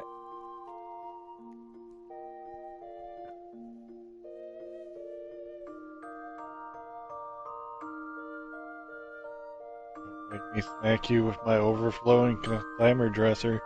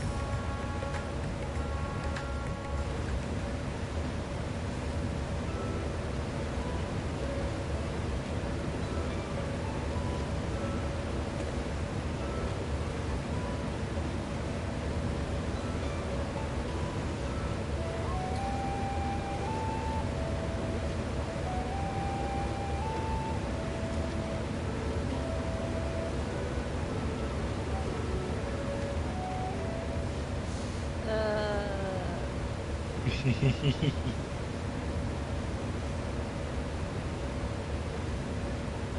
guess out of anything, they should have figured that Mitra was associated with it because it was from a Zar trap.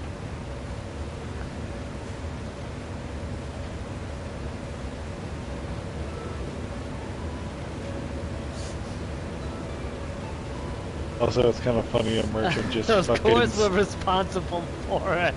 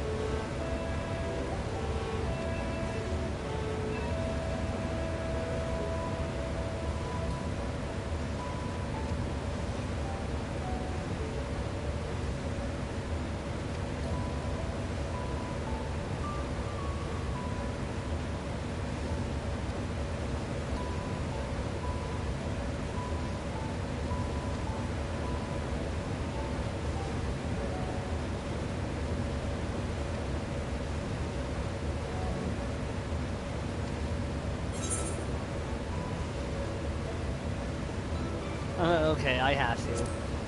It was all Estinian's idea.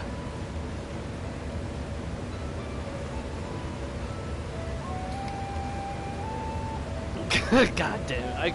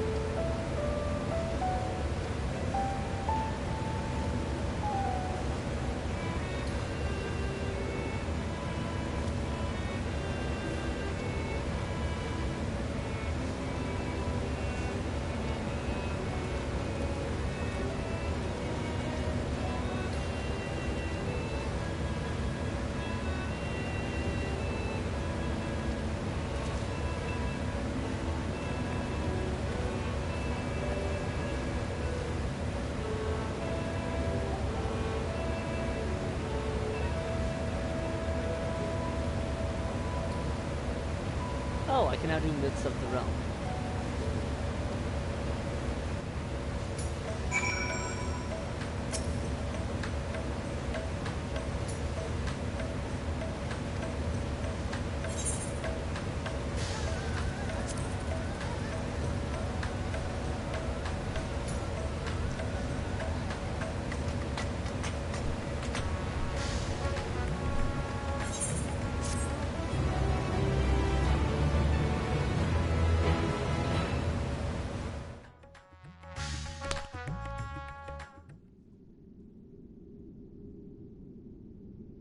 Meanwhile, elsewhere. Elder Scrolls. Meanwhile, somewhere else.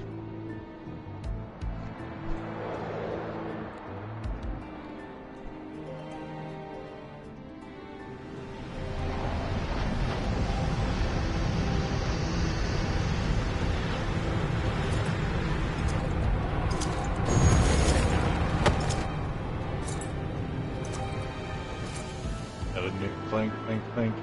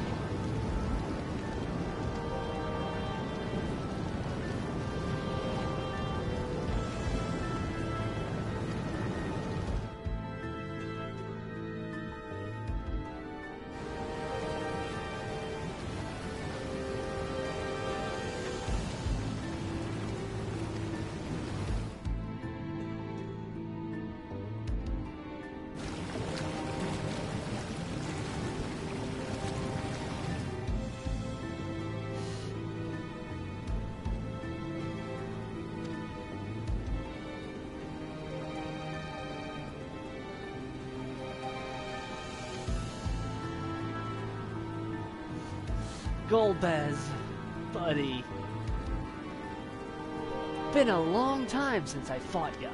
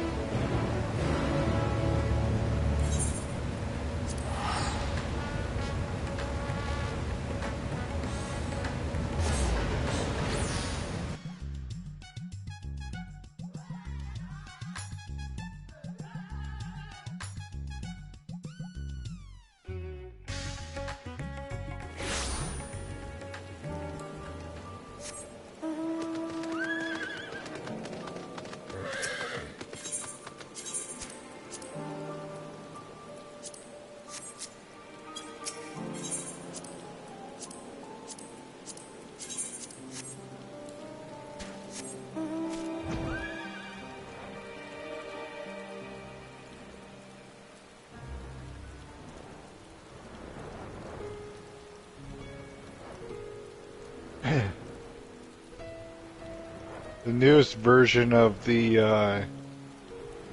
Dark Knight relic weapon is blue.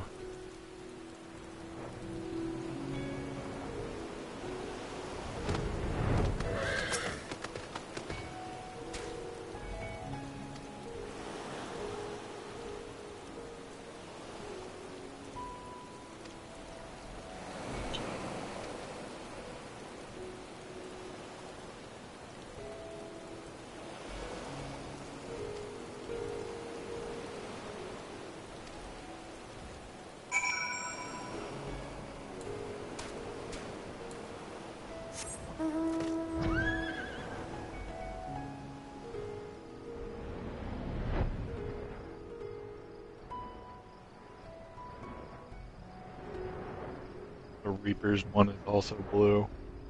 I think if I ever get the second Reaper one, I would just fucking make it look like the previous one. I prefer the previous of it.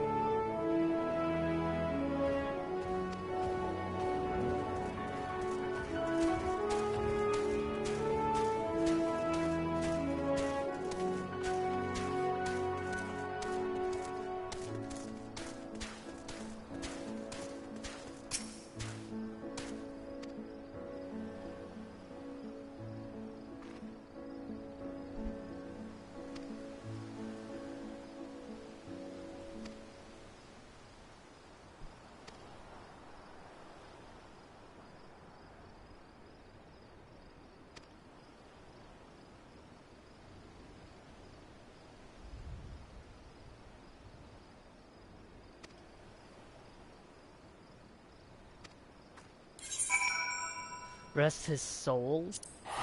Dude, buddy, there was no soul left. He just stopped existing.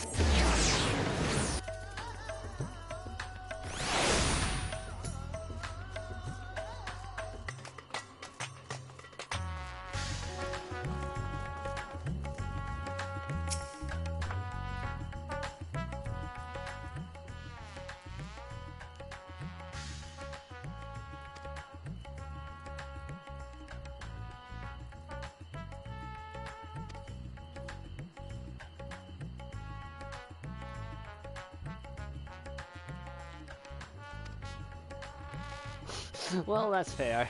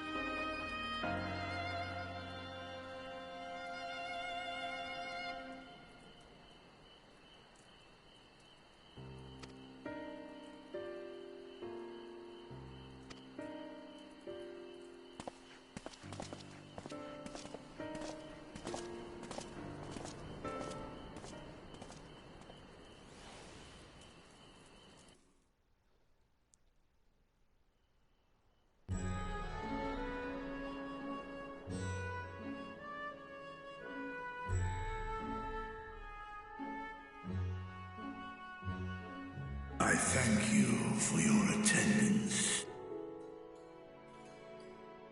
The riches the Radiant Host have retrieved were hoarded in Al-Zadal's name. A fortune I set aside for a future day of need. And lo, that day hath come. May it aid our wounded city in reclaiming its vibrancy and vigor. In better times, I would leave such a task to our capable Ahawan. God's rest his soul. Finding myself bereft of his counsel in the here and now, I will assume the responsibilities of mine office directly. Firstly, the treasure shall be sold for more convenient currency. Thence, invested into the trading port of Yedlamad. Our merchants must have their operations restored, their ships rebuilt. Commerce must flow once more. None were spared the tragedy of the final days. Of this, I am well aware. But an absence was created by the loss of Kalzal's consortium. And by filling it, we provide new means for our fishermen. our artisans and others to bring their wares to distant markets.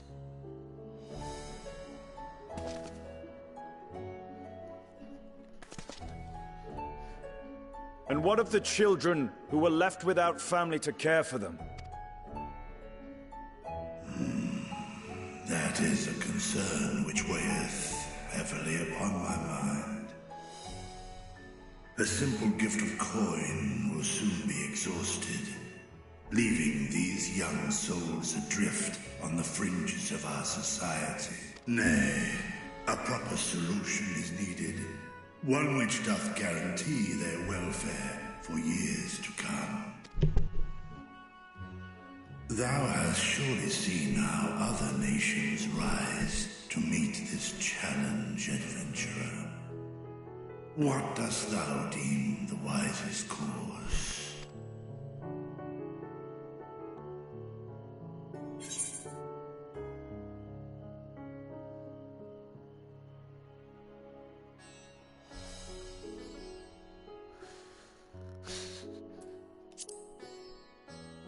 Taxation is theft.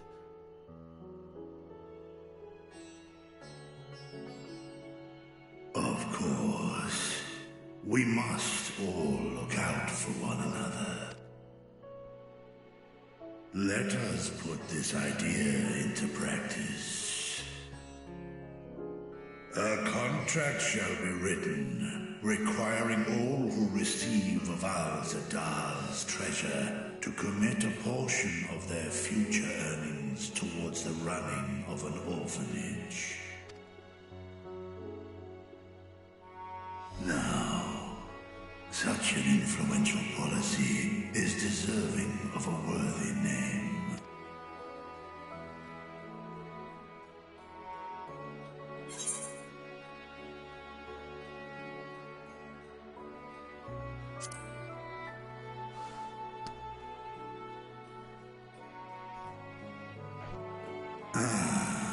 A fitting candidate. Kalzal should be remembered, not as the blasphemy which terrorized Thavne, but as a hard-working and generous man who brought much wealth to our shores. Do any among you object to this proposition? Many here lost loved ones to the beasts. In that time of strife, any one of us could have broken. Any one of us may have been taken by despair. When I think of Kalzal, I feel no hatred. Only a stinging regret that we could not save him as well. Isn't that right, men?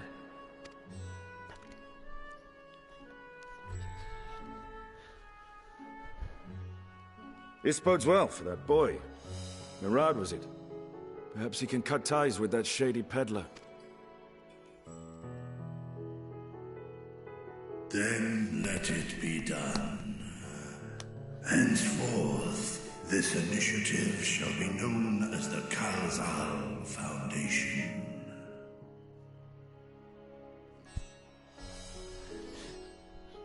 In the arms of an angel, just starts playing in the background. It's sad music. All the apocalypse weather. To assemble a patrol and ensure that no child in this city liveth in squalor.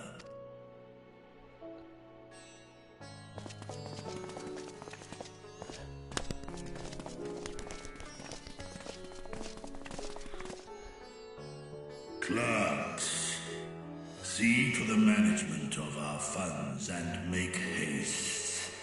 Our citizens must not suffer a day more than is necessary.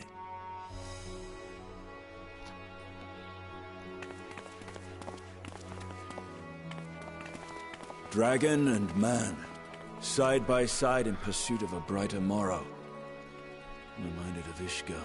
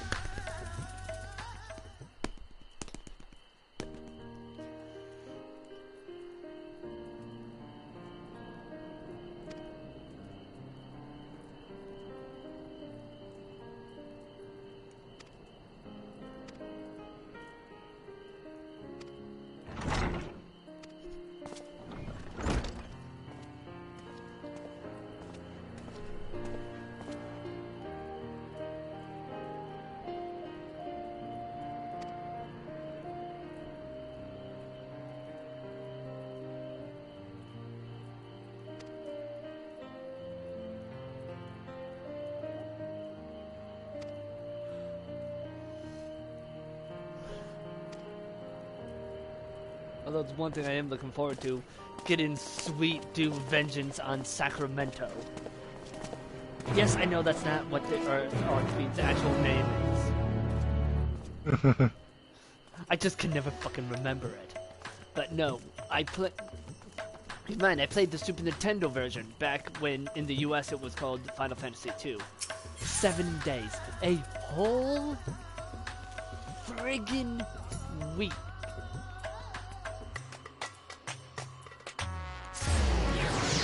It took me to beat him. Yeah, that boss is kind of a big nerd. Yeah, but this time, I'm gonna get him on my first attempt. And I will do it as a fucking Dark Knight. I will make him eat this sword. Nobody take that out of context.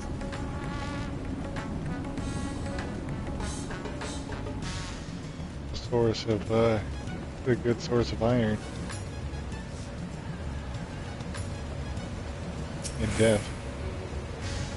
Mostly iron.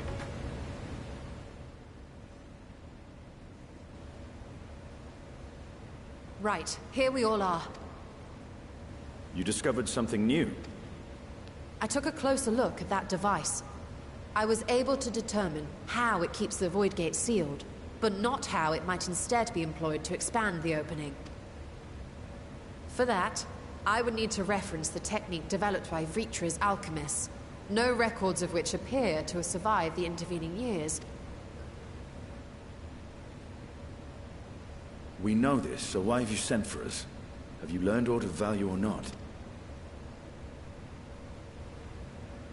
Like, why Patience, good sir. One must introduce the subject before launching into specifics. From what we understand, travel between worlds is accomplished by passing through the nebulous rift which exists between them. Picture, if you will, the moment you were called to the first.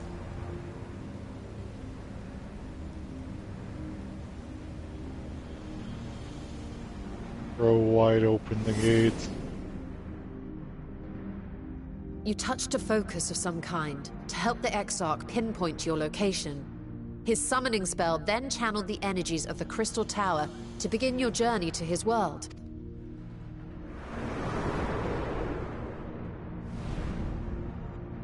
The magics tore a hole in the wall separating source and shard, and cast you into the intervening nothingness. In that place, the laws of nature hold no sway.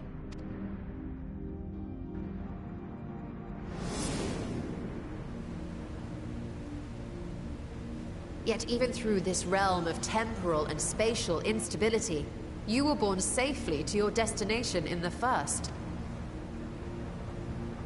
The feat that guided you across such an unimaginable distance, both physical and metaphorical, was nothing short of a miracle.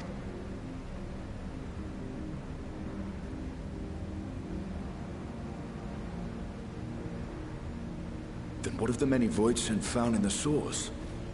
Who guides them here, and how? An excellent question. Yeah, they've been coming here for a long ass time. Denizens might intrude upon our world. The rituals of summoning are the most typical. For example, let us consider the Gargoyle, a creature of middling power.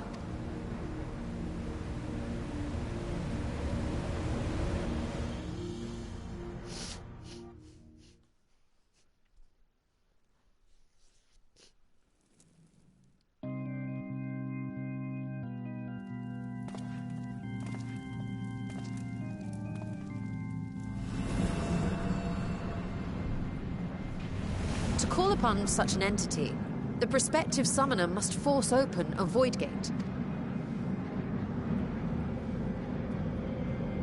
The portal lasts but a moment and is relatively small, allowing only an imp or other lesser being to squeeze through with their physical body intact.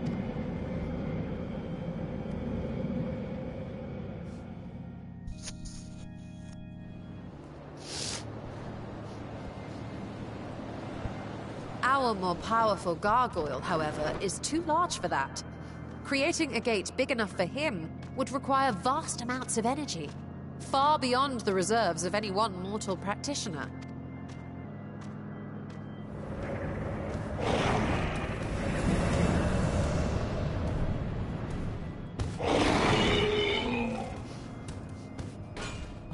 Instead, 'tis far more common to bring over only the entity's soul. We had a taste of that ourselves when a certain exarch dragged us to the first.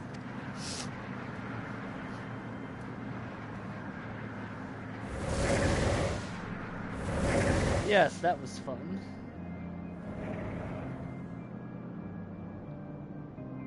And just as our bodies remained in our world, the Void Sense physical form is left behind in the 13th.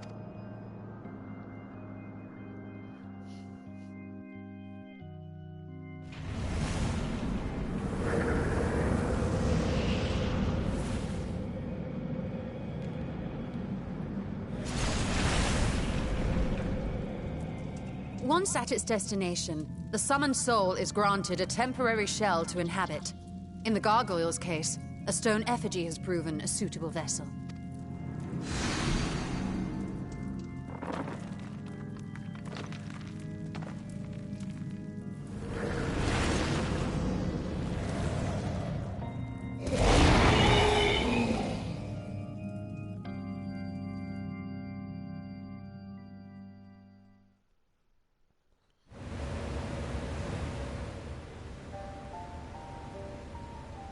Wait. You said that Voidsent must be called here deliberately by someone in the source, reeled in like a fisherman with his catch. Exactly. For a being to navigate the chaos of the rift, with or without form, there must needs be a guiding agent on the other side. When the hordes poured forth from Alag's Great Gate, it was the technologists who drew them through. Though to my knowledge, planar fissures are in essence natural passages between our world and the void, which require no such guidance to traverse. Why is only the boundary between the source and the 13th so fragile? So much so that it often tears open of its own accord. I believe solving that mystery is key to understanding travel between the source and its reflections. And how do you intend to get your answers? No. The danger is too great. Perhaps. But what some call danger, others think of as adventure. Were you not listening to my tale? Never mind that the means to expand the gate has been lost to the ages. Even could you force the portal wide enough, you would be greeted by an army of murderous horrors the very instant you step through. I've already been there. They were nothing. I assure you I was most attentive. And I agree that to go alone would be certain death. But if I were to bring along one who has already braved the 13th, and humbled the cloud of darkness, well, I imagine my chances would be much improved.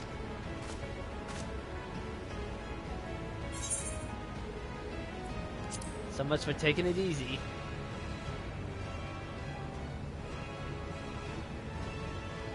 Since when were you one for the quiet life? Ouch.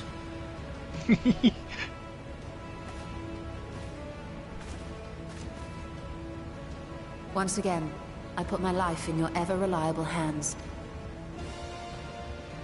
That said, as much as I would like to march straight back to the Void Gate, there is the small matter of being unable to open it without the Satrap's personal authority.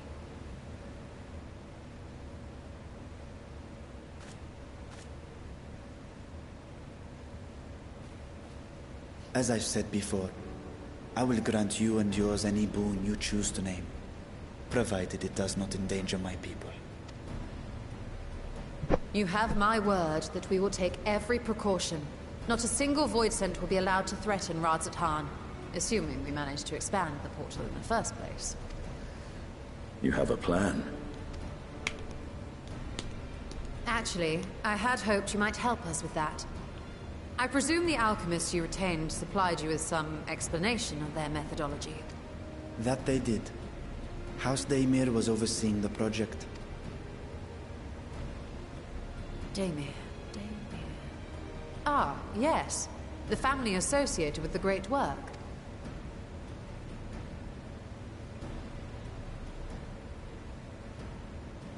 I did not fully comprehend the theory, but their research began with a void scent which had slipped through the fissure. After a thorough examination, they created an arcane simulacrum possessed of similar qualities. A man-made void scent, if you will. It was apparently indispensable in their efforts to enlarge the gate. A man-made void scent?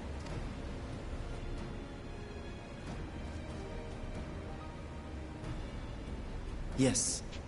Being great admirers of the Archons, House Daymir submitted detailed notes to Charlene's official committee. They expected praise and accolades for their simulacrum, and were thus devastated to be informed that their work had been classified as prohibited material. Of course. If that's true, then those notes might still be stored in a forbidden archive somewhere. Not Google, of course, since that library had yet to be built. Which leaves us with... Oh boy. Can we go to your forbidden archive? With Graha's favorite place to sneak around. Or levitate. Indeed. Numenon's restricted stacks may very well hold a copy. In which case, I say we head directly to Charlene.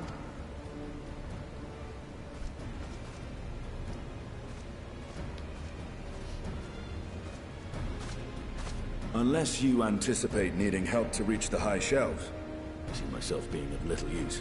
Go on ahead. I still need to find Mirad and tell him about the Kalzal Foundation. Oh, don't worry. If we have trouble reaching high shelves, we'll just use Graha's levitation spell that he made because of how big they are. I love his explanation for that. The shelves are just way too high. Let us be on our way as well.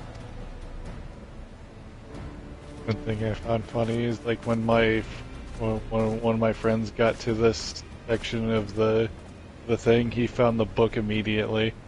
They are resolved to venture into the void. Like I fucking had to go around and fucking keep clicking on the wrong ones until I actually found the book. Oh, during that Endwalker quest.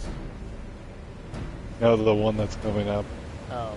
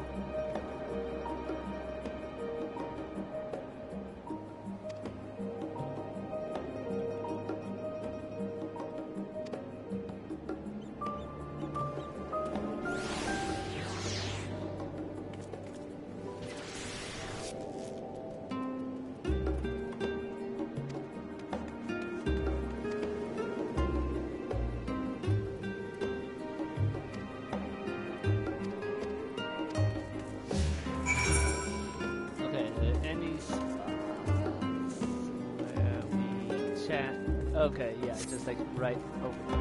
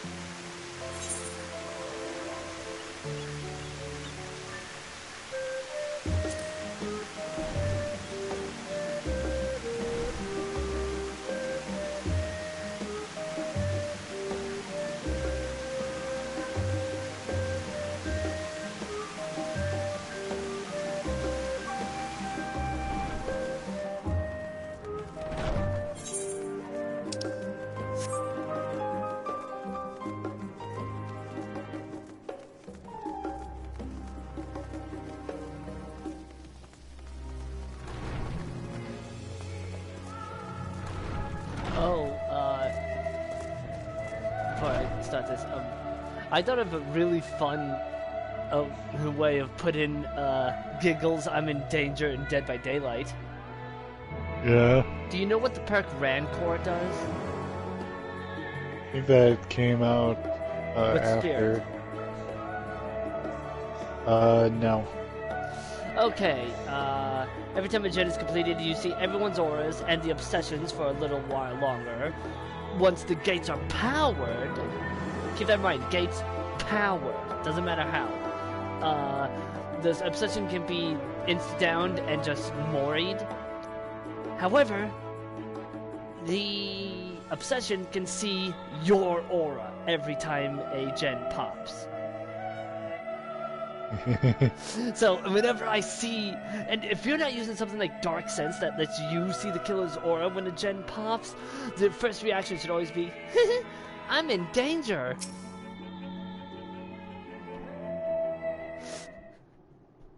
Every time I've had that happen to me, the moment the gates get powered, my first I end up with that one Halo Reach meme. The primary objective, survive.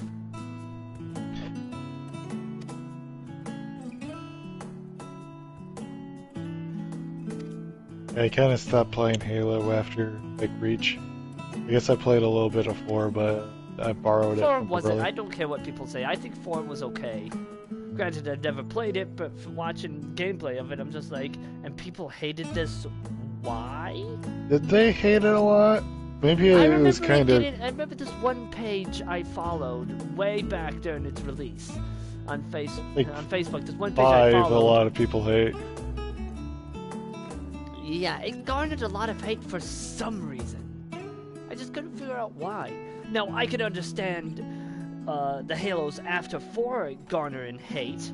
Like, what the hell are they even doing at this point? I don't think they exactly had a plan. Here, let's send these people after Master Chief. This guy who was killed a literal space god. Surely that won't go horrible. Wasn't there only 2 missions where you played as Chief? I don't remember. I don't know. Keep in mind. I think there was only 2. Keep in mind. Maybe 3. Keep in mind, I ain't played it. However, when I get a PC, I'm going to get the Master Chief Collection. So that way I have all 4 games. Can I just say that I love how in Halo Reach, the whole thing is objective, survive. But that is literally impossible to accomplish. I wonder what the longest someone survived in there for. Till the end of the game. Why are you asking dumb questions? Yeah, exactly. You ain't surviving forever.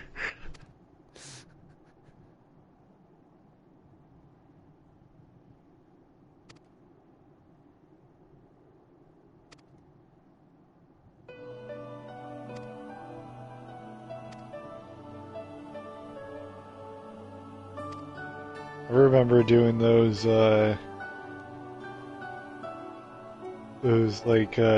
mid-master achievements. There was that one on the final mission. You had to have I'm never watching the live-action Halo. They've butchered it so much. They wanted to do something else with that, and yeah, I feel like here's what I think. I have this theory that originally the script was something else entirely that was inspired by Halo, and this person put a lot of love into it, but the network's like, nah, we're gonna turn it into Halo. Now, for someone like my dad who's never played the Halo games, the show was okay. I wasn't gonna tell him, nah, don't watch that, nah, don't watch it. Like I did with Rings of Power, because I didn't want him supporting that. But I still feel like the original script was something else. You know what I mean?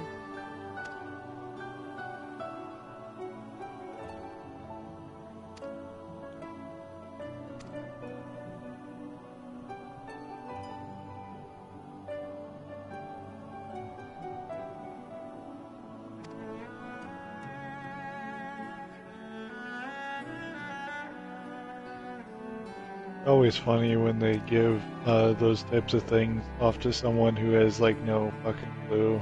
I mean, for instance, say what you want about the Resident Evil movies, the live-action ones. Now, I like them. I'm going to get hate for that. Say what you will about them, but you cannot deny that somebody either, at the very least, played the game, has played the games, or did the research. Because, you know, there were a lot of aesthetics that were on point. Speaking of bad adaptations, have you ever seen, like, Uwe Boll? The director? He fucking, if someone talked bad about his movies, he'd be like, fight me in the ring. I mean, you have to give the man credit. You gotta give him credit for that, if anything. Well, yeah, to be fair, most critics didn't have the balls. That's why he did it. He's just like, you ain't gonna do it. I think the one critic, I'm trying to remember if the critic kicked his ass or if it was the other way around. Either way, someone actually took him up on it. Yeah, there was someone who did.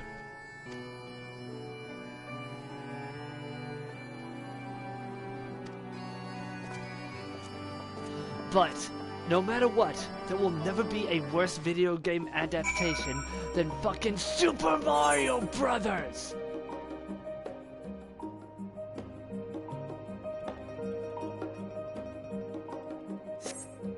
Pretty sure, like, fucking, like, the guy who is playing Mario is, like, fucking drunk the entire fucking movie. It was either Mario, the guy who played Mario, Luigi, possibly both. Probably both. Like, I see those Goombas, and I want to vomit. Goombas are Isn't it funny, speaking of like the new Mario movie, the animated one that's coming out, isn't it funny how like it because of Chris Pratt voicing it, but isn't it funny how like every movie they have to have a celebrity voice actor? Technically speaking, all voice actors are celebrity voice actors. Some are just more well known. Well, it's like there's people who are like better known for like voicing in like cartoons, you know. To be fair, a lot of those people probably don't really have the voice. Other animated series. Prior obligations, they may no longer be capable of doing the voice as well as they used to. But there's just people hating on Chris Pratt because of his politics, and my opinion on that is, I don't give a fuck. I liked him in Guardians of the Galaxy. I thought he did well. For whatever reason, I thought Chris Pratt was Seth Rogen when I saw the trailers to fucking... Because I had like the fucking... you will have the eyesight of a dead raccoon. Well, it was... Like I hardly pay any attention. I just thought it was him, just because like the only fucking. God help us if anyone ever puts Seth Rogen in a serious role in a superhero film. God help us all. It was like in the fucking Green Hornet. Yeah, but Green Hornet wasn't serious. I guess kind of true. But yeah, like that, like I was seeing the trailer of Guardians of the Galaxy, and I was like remembering of that awful fucking movie, Green Hornet. I mean, so my brain you just turned off. Some of the dumb jokes just kind of so my brain just was like, this is almost like some of these jokes are as dumb as Green Hornet, so my brain thought that it was the same person. Yeah. I would put that on the script writers rather than Chris himself. Uh-huh. That's like with Rey Palpatine. It's just like nobody has anything against the actress. There's so much wasted potential with the Star Wars sequels. Yeah. It's just like, ooh, we could have a new villain. No, it's just fucking Palpatine. Well, it was because, like, the second fucking director absolutely fucked it. Now... I'm being subversive by fucking removing any fucking intrigue. Let me see, Force Awakens had potential. Yeah, it did a lot of nostalgia. There's a lot of retread. Yeah. I mean, it did a lot of nostalgia out the ass. Okay, but that is allowed. You're allowed to do that when you're trying to put in a new entry.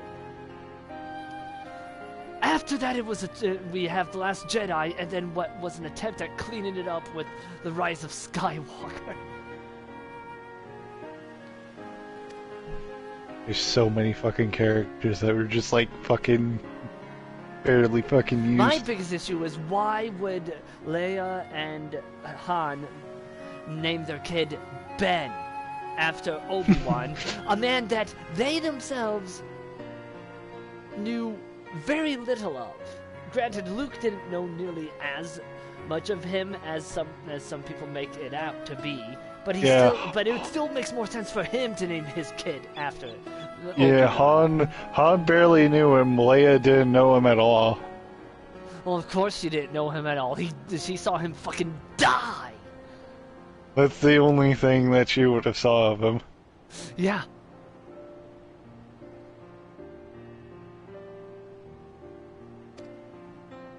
I think people have lightened up with the prequel series because of how bad the sequel series has been. People were lightening up before then, because in retrospect, George Lucas was onto something. It was just the execution was bad. I think the first episode 1 was probably the worst, but that's just because of a lot of boring politics. But other than that, I think the other ones can be considered pretty good. Just some awkward dialogue. The reason they had to kill off Liam Neeson was because otherwise he would have been too powerful.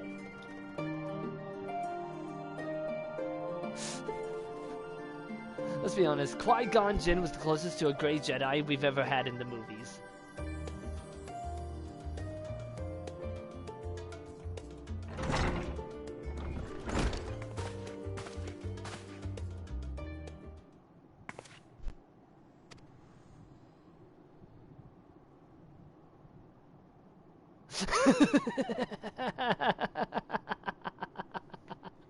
To put it bluntly, Master Matoya has burned some bridges here in Charlie and insulted the earth for good measure.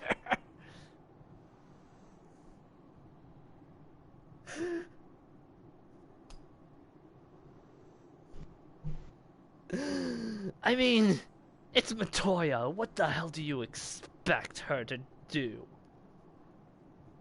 Just stand at the sidelines and nod? I don't even fully remember the backstory of Y'shtola. Just randomly she runs across Master Matoya and like bothers the shit out of her, and eventually she just eventually likes her. Yeah, it's like Matoya is just sees a small cat girl. I like this one. I'm taking it. You can't just adopt some random orphan on the street, Master Matoya. Bet. What are you going to do about it? Fuck you gonna do about it? God, she's one of my favorite characters. So it's like, at least we know where Y'shtola got her attitude from.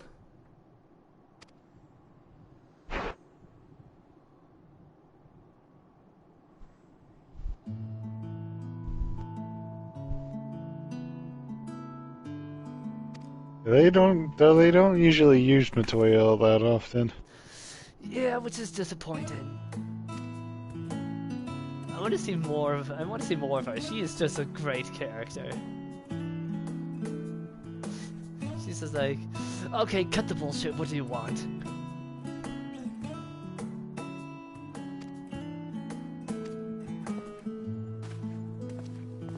I also love how she is the master of Yen Sid.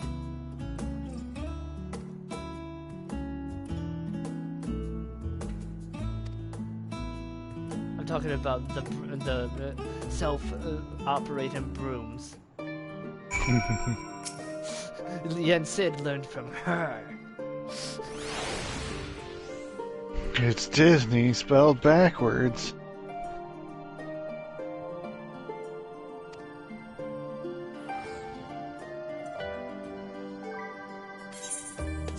If fucking 14 had a fucking... I'm gonna have to call it here for now. But at least I managed to get a dungeon in.